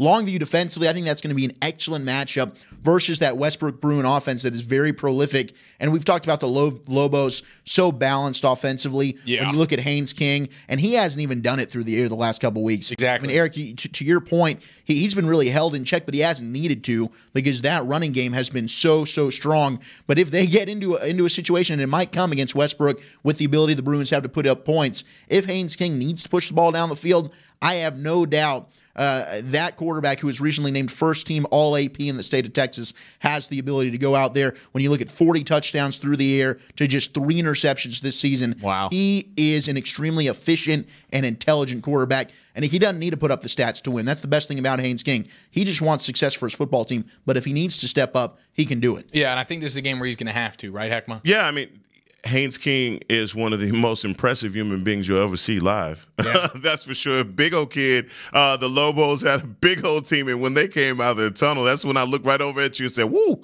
Yeah, you probably saw Marcus Williams, all offensive tackle going to ECU.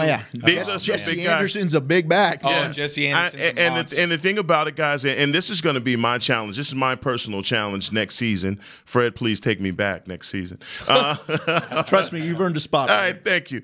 You know, what happens is we spend so much time talking about these North Texas teams, the ones that we know. And Professor Matt Diggs, I don't know this guy, but I follow him on Twitter. He is a guy that will get into an argument with you about any high school team because he knows his stuff.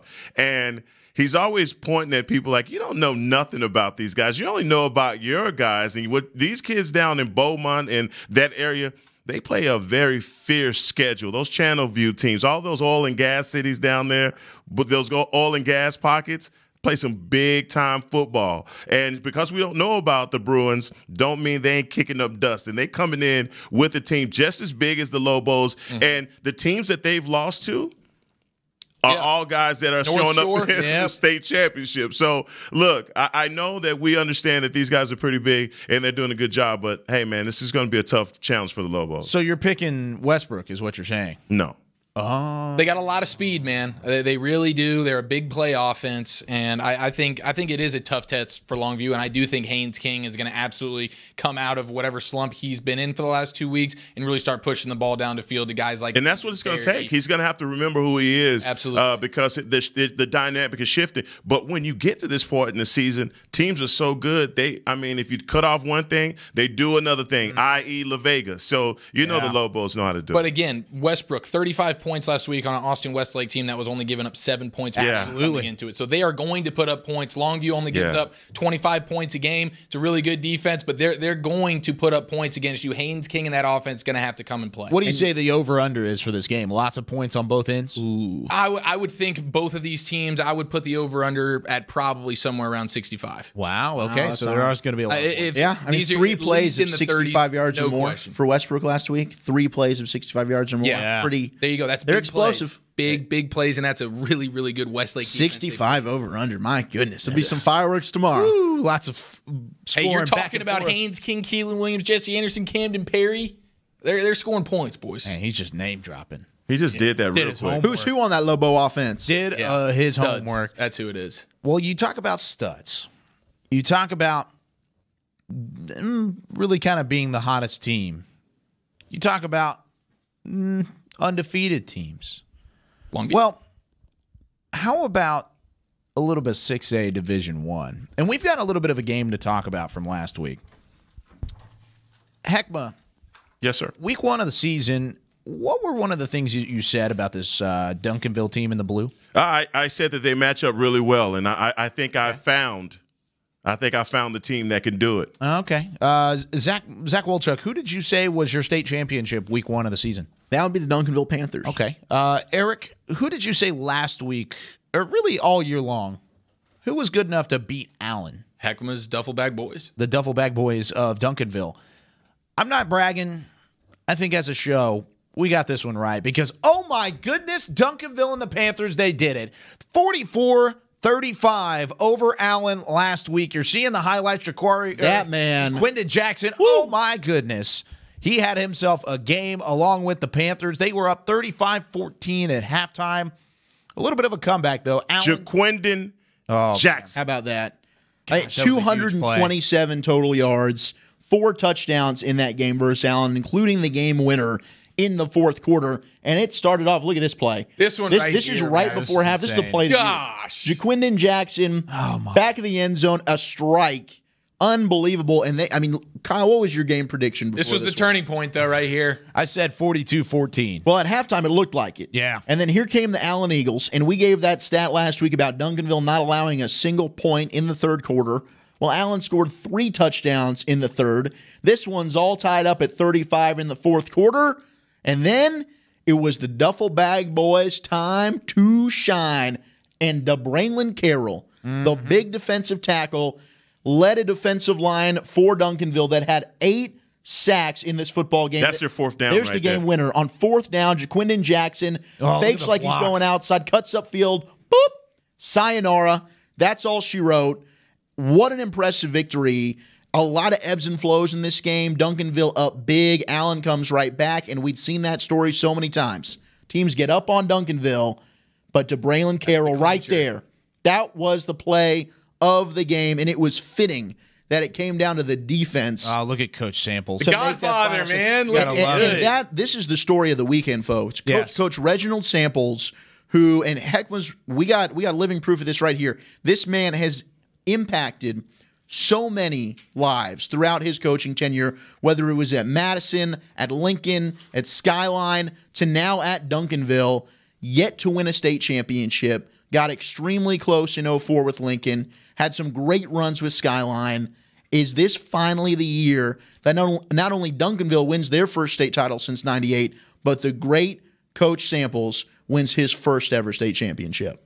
Yeah, it's time, right? If you start looking at the amount of time that he's coached, the amount of state titles that he's gone to, all of the people that he's coached, you have to tell yourself, man, that's the last thing that he has. But he has an opponent coming up from Houston that has every intention to not let him win, allow him to win a state champion. Before we get into that in that relationship, man, I want to make sure that I give the credit that is deserved to North Shore, because this is a team that, because we hadn't seen them, I've had to sit down and look at some film on them. And it's quite the pleasure to watch. Okay. This ain't going to be a cupcake. No. By a long shot. And again, back to Professor Diggs and what he said. You don't know anything about that triangle down there in southern Texas, where these guys are playing some really stiff competition. So I made some calls to some family members in Houston just to find out about the football that's being played at North Shore. And guys, the kids on the east side of Houston, they tough. And what the community in Houston is saying is that this is the best Houston team ever. Wow. Now, when you talk Houston teams, let's go Katy, let's go all the way. I mean, there are a lot of great Houston teams, but for the consensus to be that this is the greatest team that Houston's ever produced, that's saying a mouthful. Well, you look at their resume. They've blown out Katy, you just mentioned, not once but twice, second time being in the playoffs. Yep.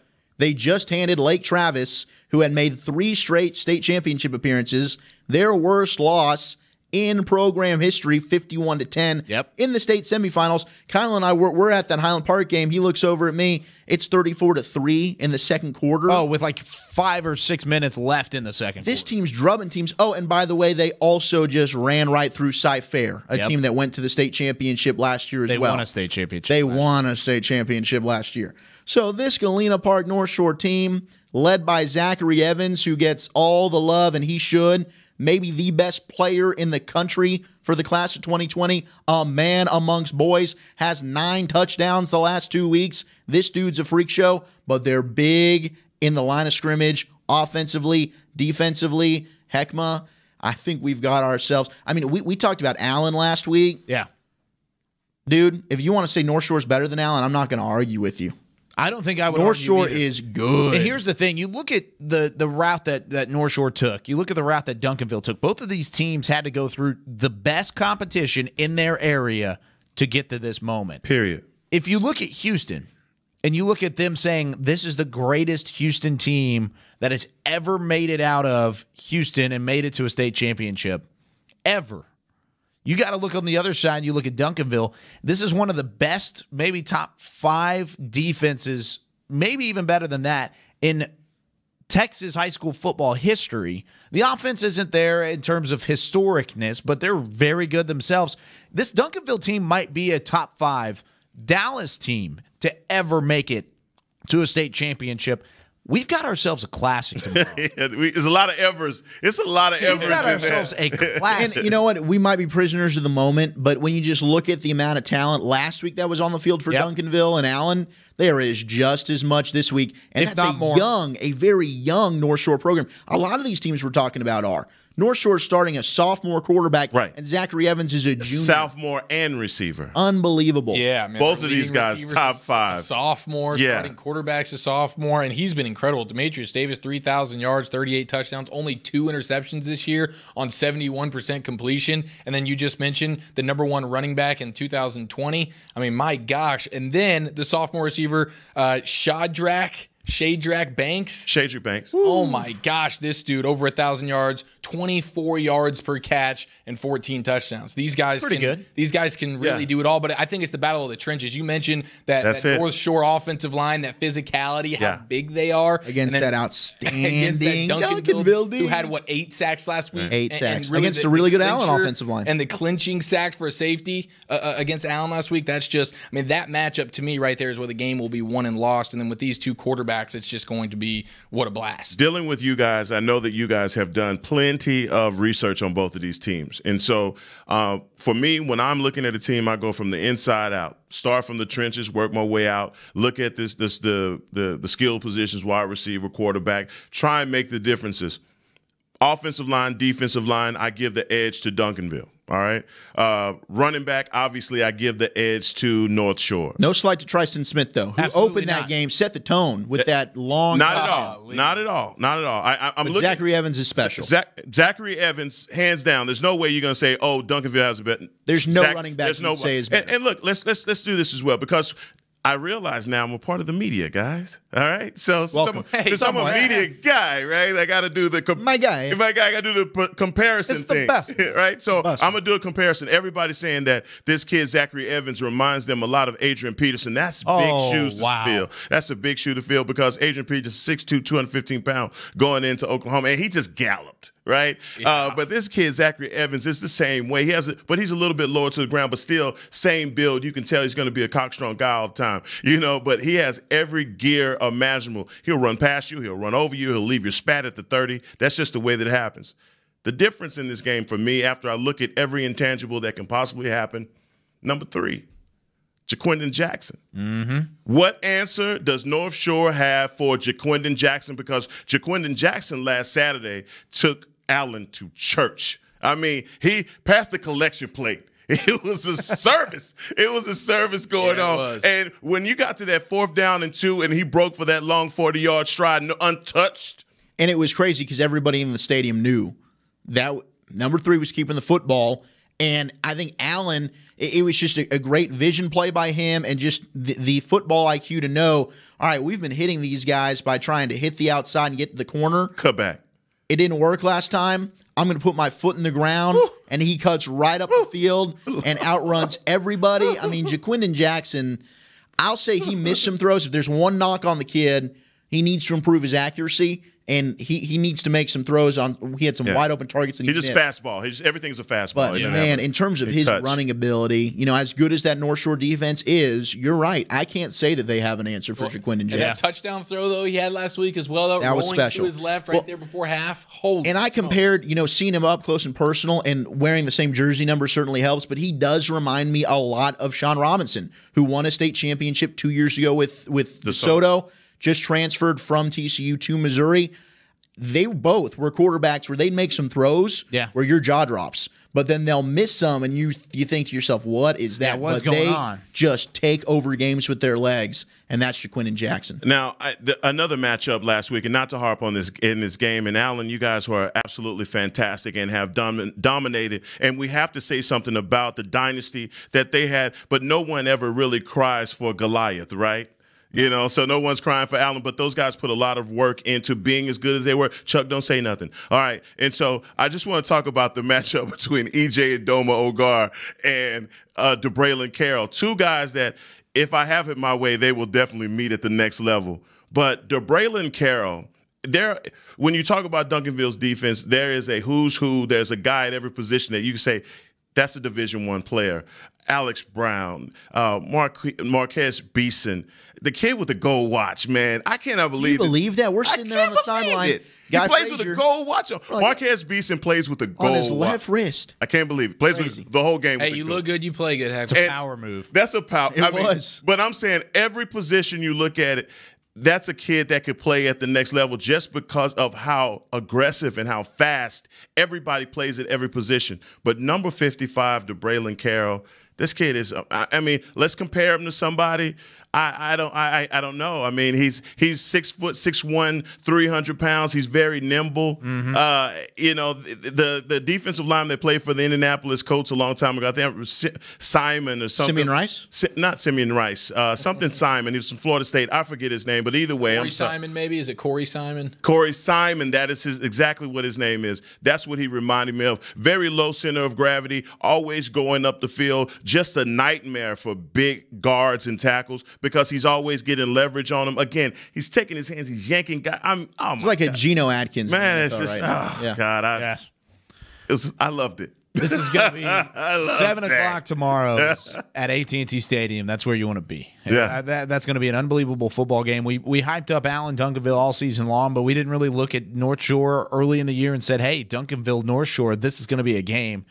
I think this is a game that all four of us, we're going to be there at the stadium. So if you want, come stop by, say hi. Friday Night Stars will probably be wearing these exact. We're wearing the exact same. I'm gonna wash mine though. I'm gonna wash mine. No, you got to wash Zach it. won't wash his, but I'm not changing. I'm staying up all night, baby. Okay, you're staying up all night, but come say hi. We'd love to talk to you if you are at the stadium. But don't get too crazy though. I mean, Friday Night Stars fans, every time we're out and about, they sometimes get a little crazy. Get a little wild. The Allen fans, yeah, but I think this is going to be a game tomorrow that we're all going to remember for a long, long, long time. Now, it's time to do something else that we will remember for a long, long, long time. What are we gonna do? I'm scared. How about Friday Night Stars Awards? Oh, we're picking it right back up. Did we get any envelopes this time? Did you give us envelopes? Same thing. We're going to stick it. Hey, we're beginnings. It's the first year of Friday Night Stars.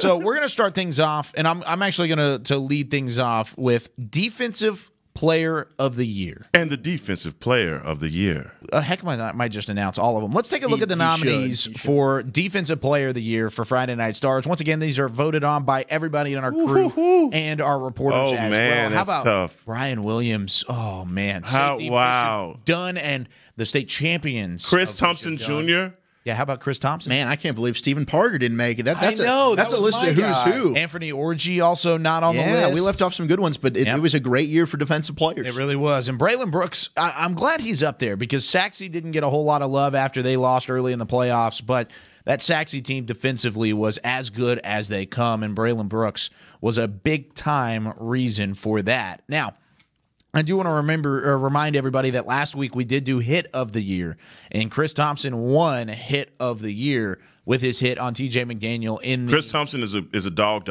Oh, he's a dog. We'll see him tomorrow. He's Absolutely. a dog. He's still playing. So without further ado, the 2018 Defensive Player of the Year for Friday Night Stars is Chris Thompson, Duncanville, repeat winner.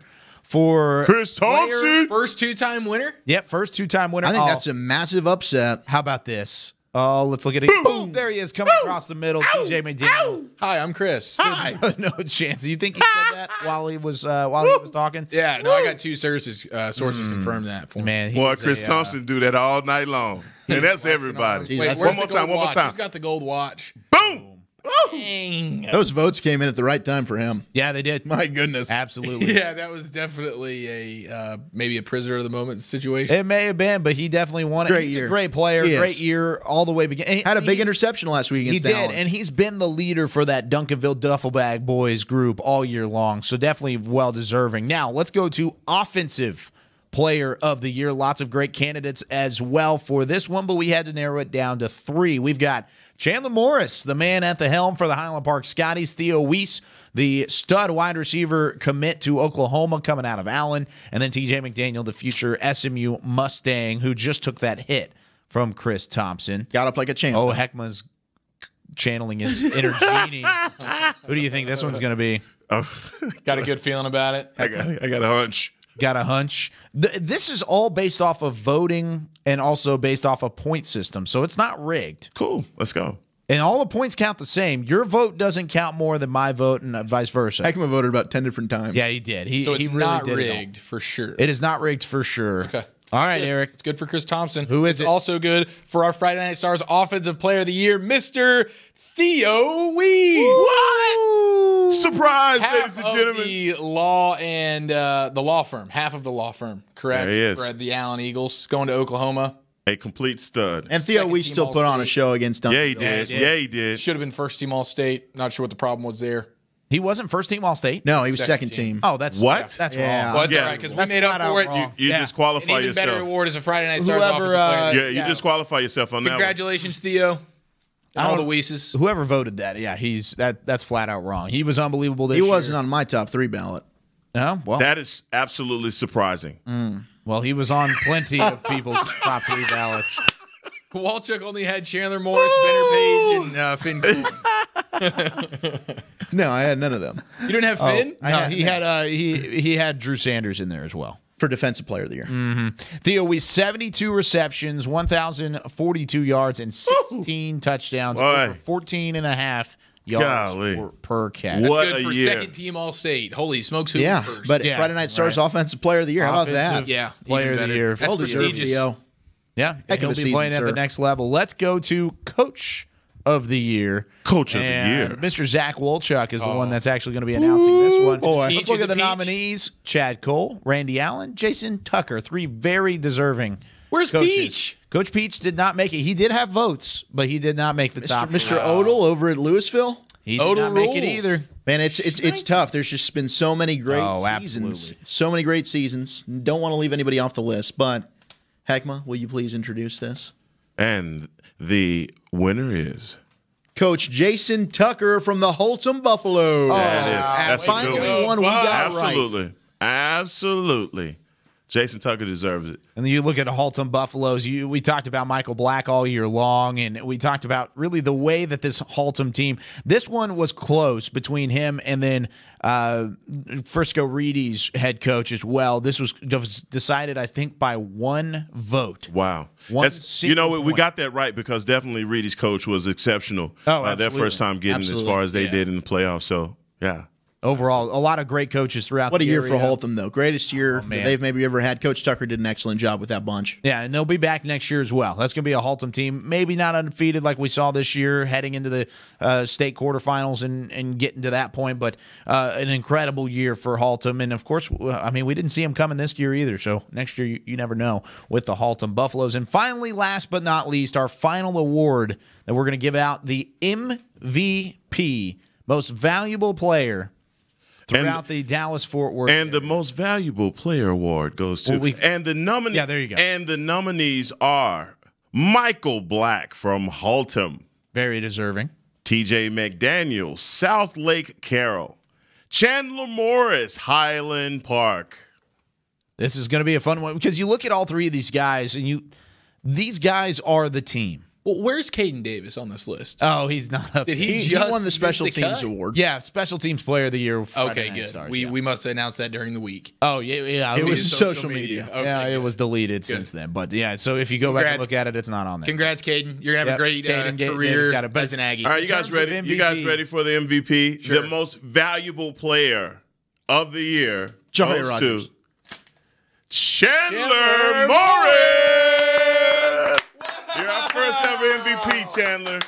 Who would have thunk it? Well, that's well deserved. Well deserved. What the kid put on the show all year long. Chandler Morris, I am so happy to announce you as MVP of Friday Night Stars, sir. And one of the big things, you look at not only how well he has played and what the numbers he's put up. Yes, they've been gaudy. Yes, he's been absolutely astounding. But the shoes he had to fill were quite possibly the biggest shoes to fill in the entire state of Texas. And John Stephen Jones, and he not only filled those shoes, but man, he's made plays like that one. He made plays like he did against Tyler John. Yeah, Tyler. that was really a coming out party there. I mean, 4,380 total yards, 63 Quite a bit. total touchdowns. Unconscious. Unbelievable. He's one of the best. I mean, right there among anybody in terms of best quarterback, best offensive player, period, in the state of Texas. Yeah, and the way he's able to do it on the ground as well, people don't realize because he throws the ball like he's already should be playing on Saturdays. He runs the ball incredibly well. 632 yards and rushing. Only a junior. 20 touchdowns on the ground. Well, the one thing that I trust about him is that he's a coach's kid, and the coach's kids obviously always perform well. And he's just a born leader. You could tell everything about the kid in those last minutes of every game. He's very commanding. He did that against John Tyler, and he just put a beating on Denton Ryan last week. Got the clutch gene.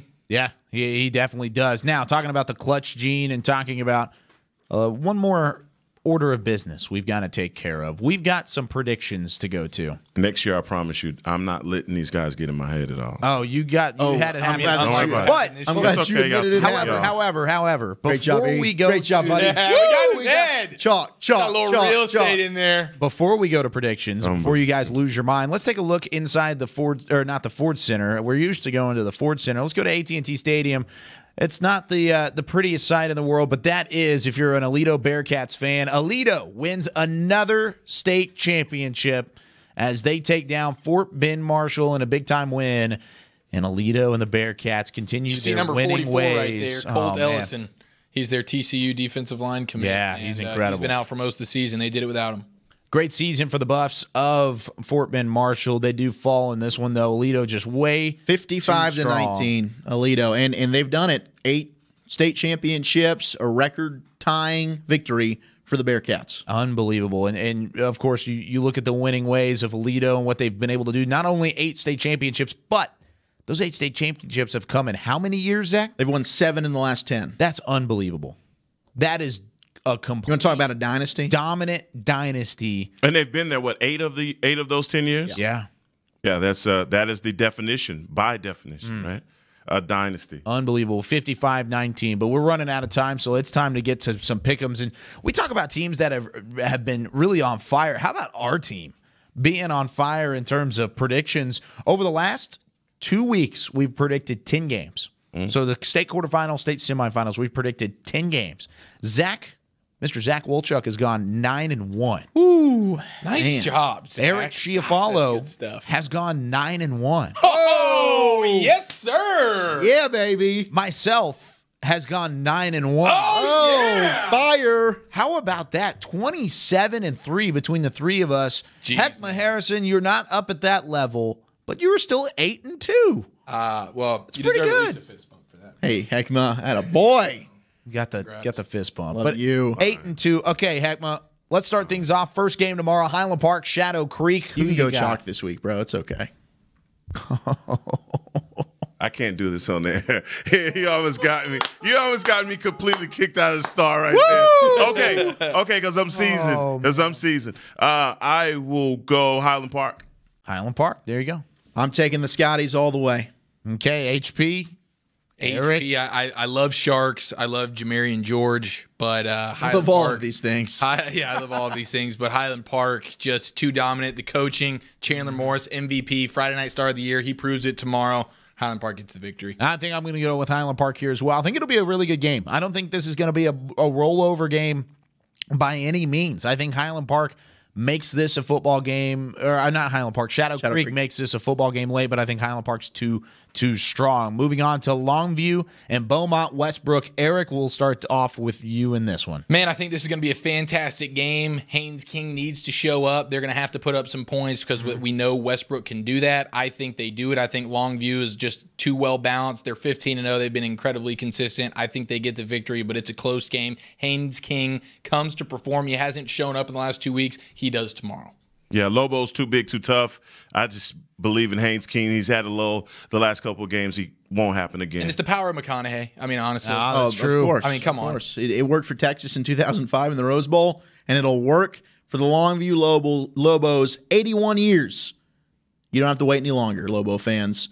Your Longview Lobos will be state champions tomorrow. We are the Lobos.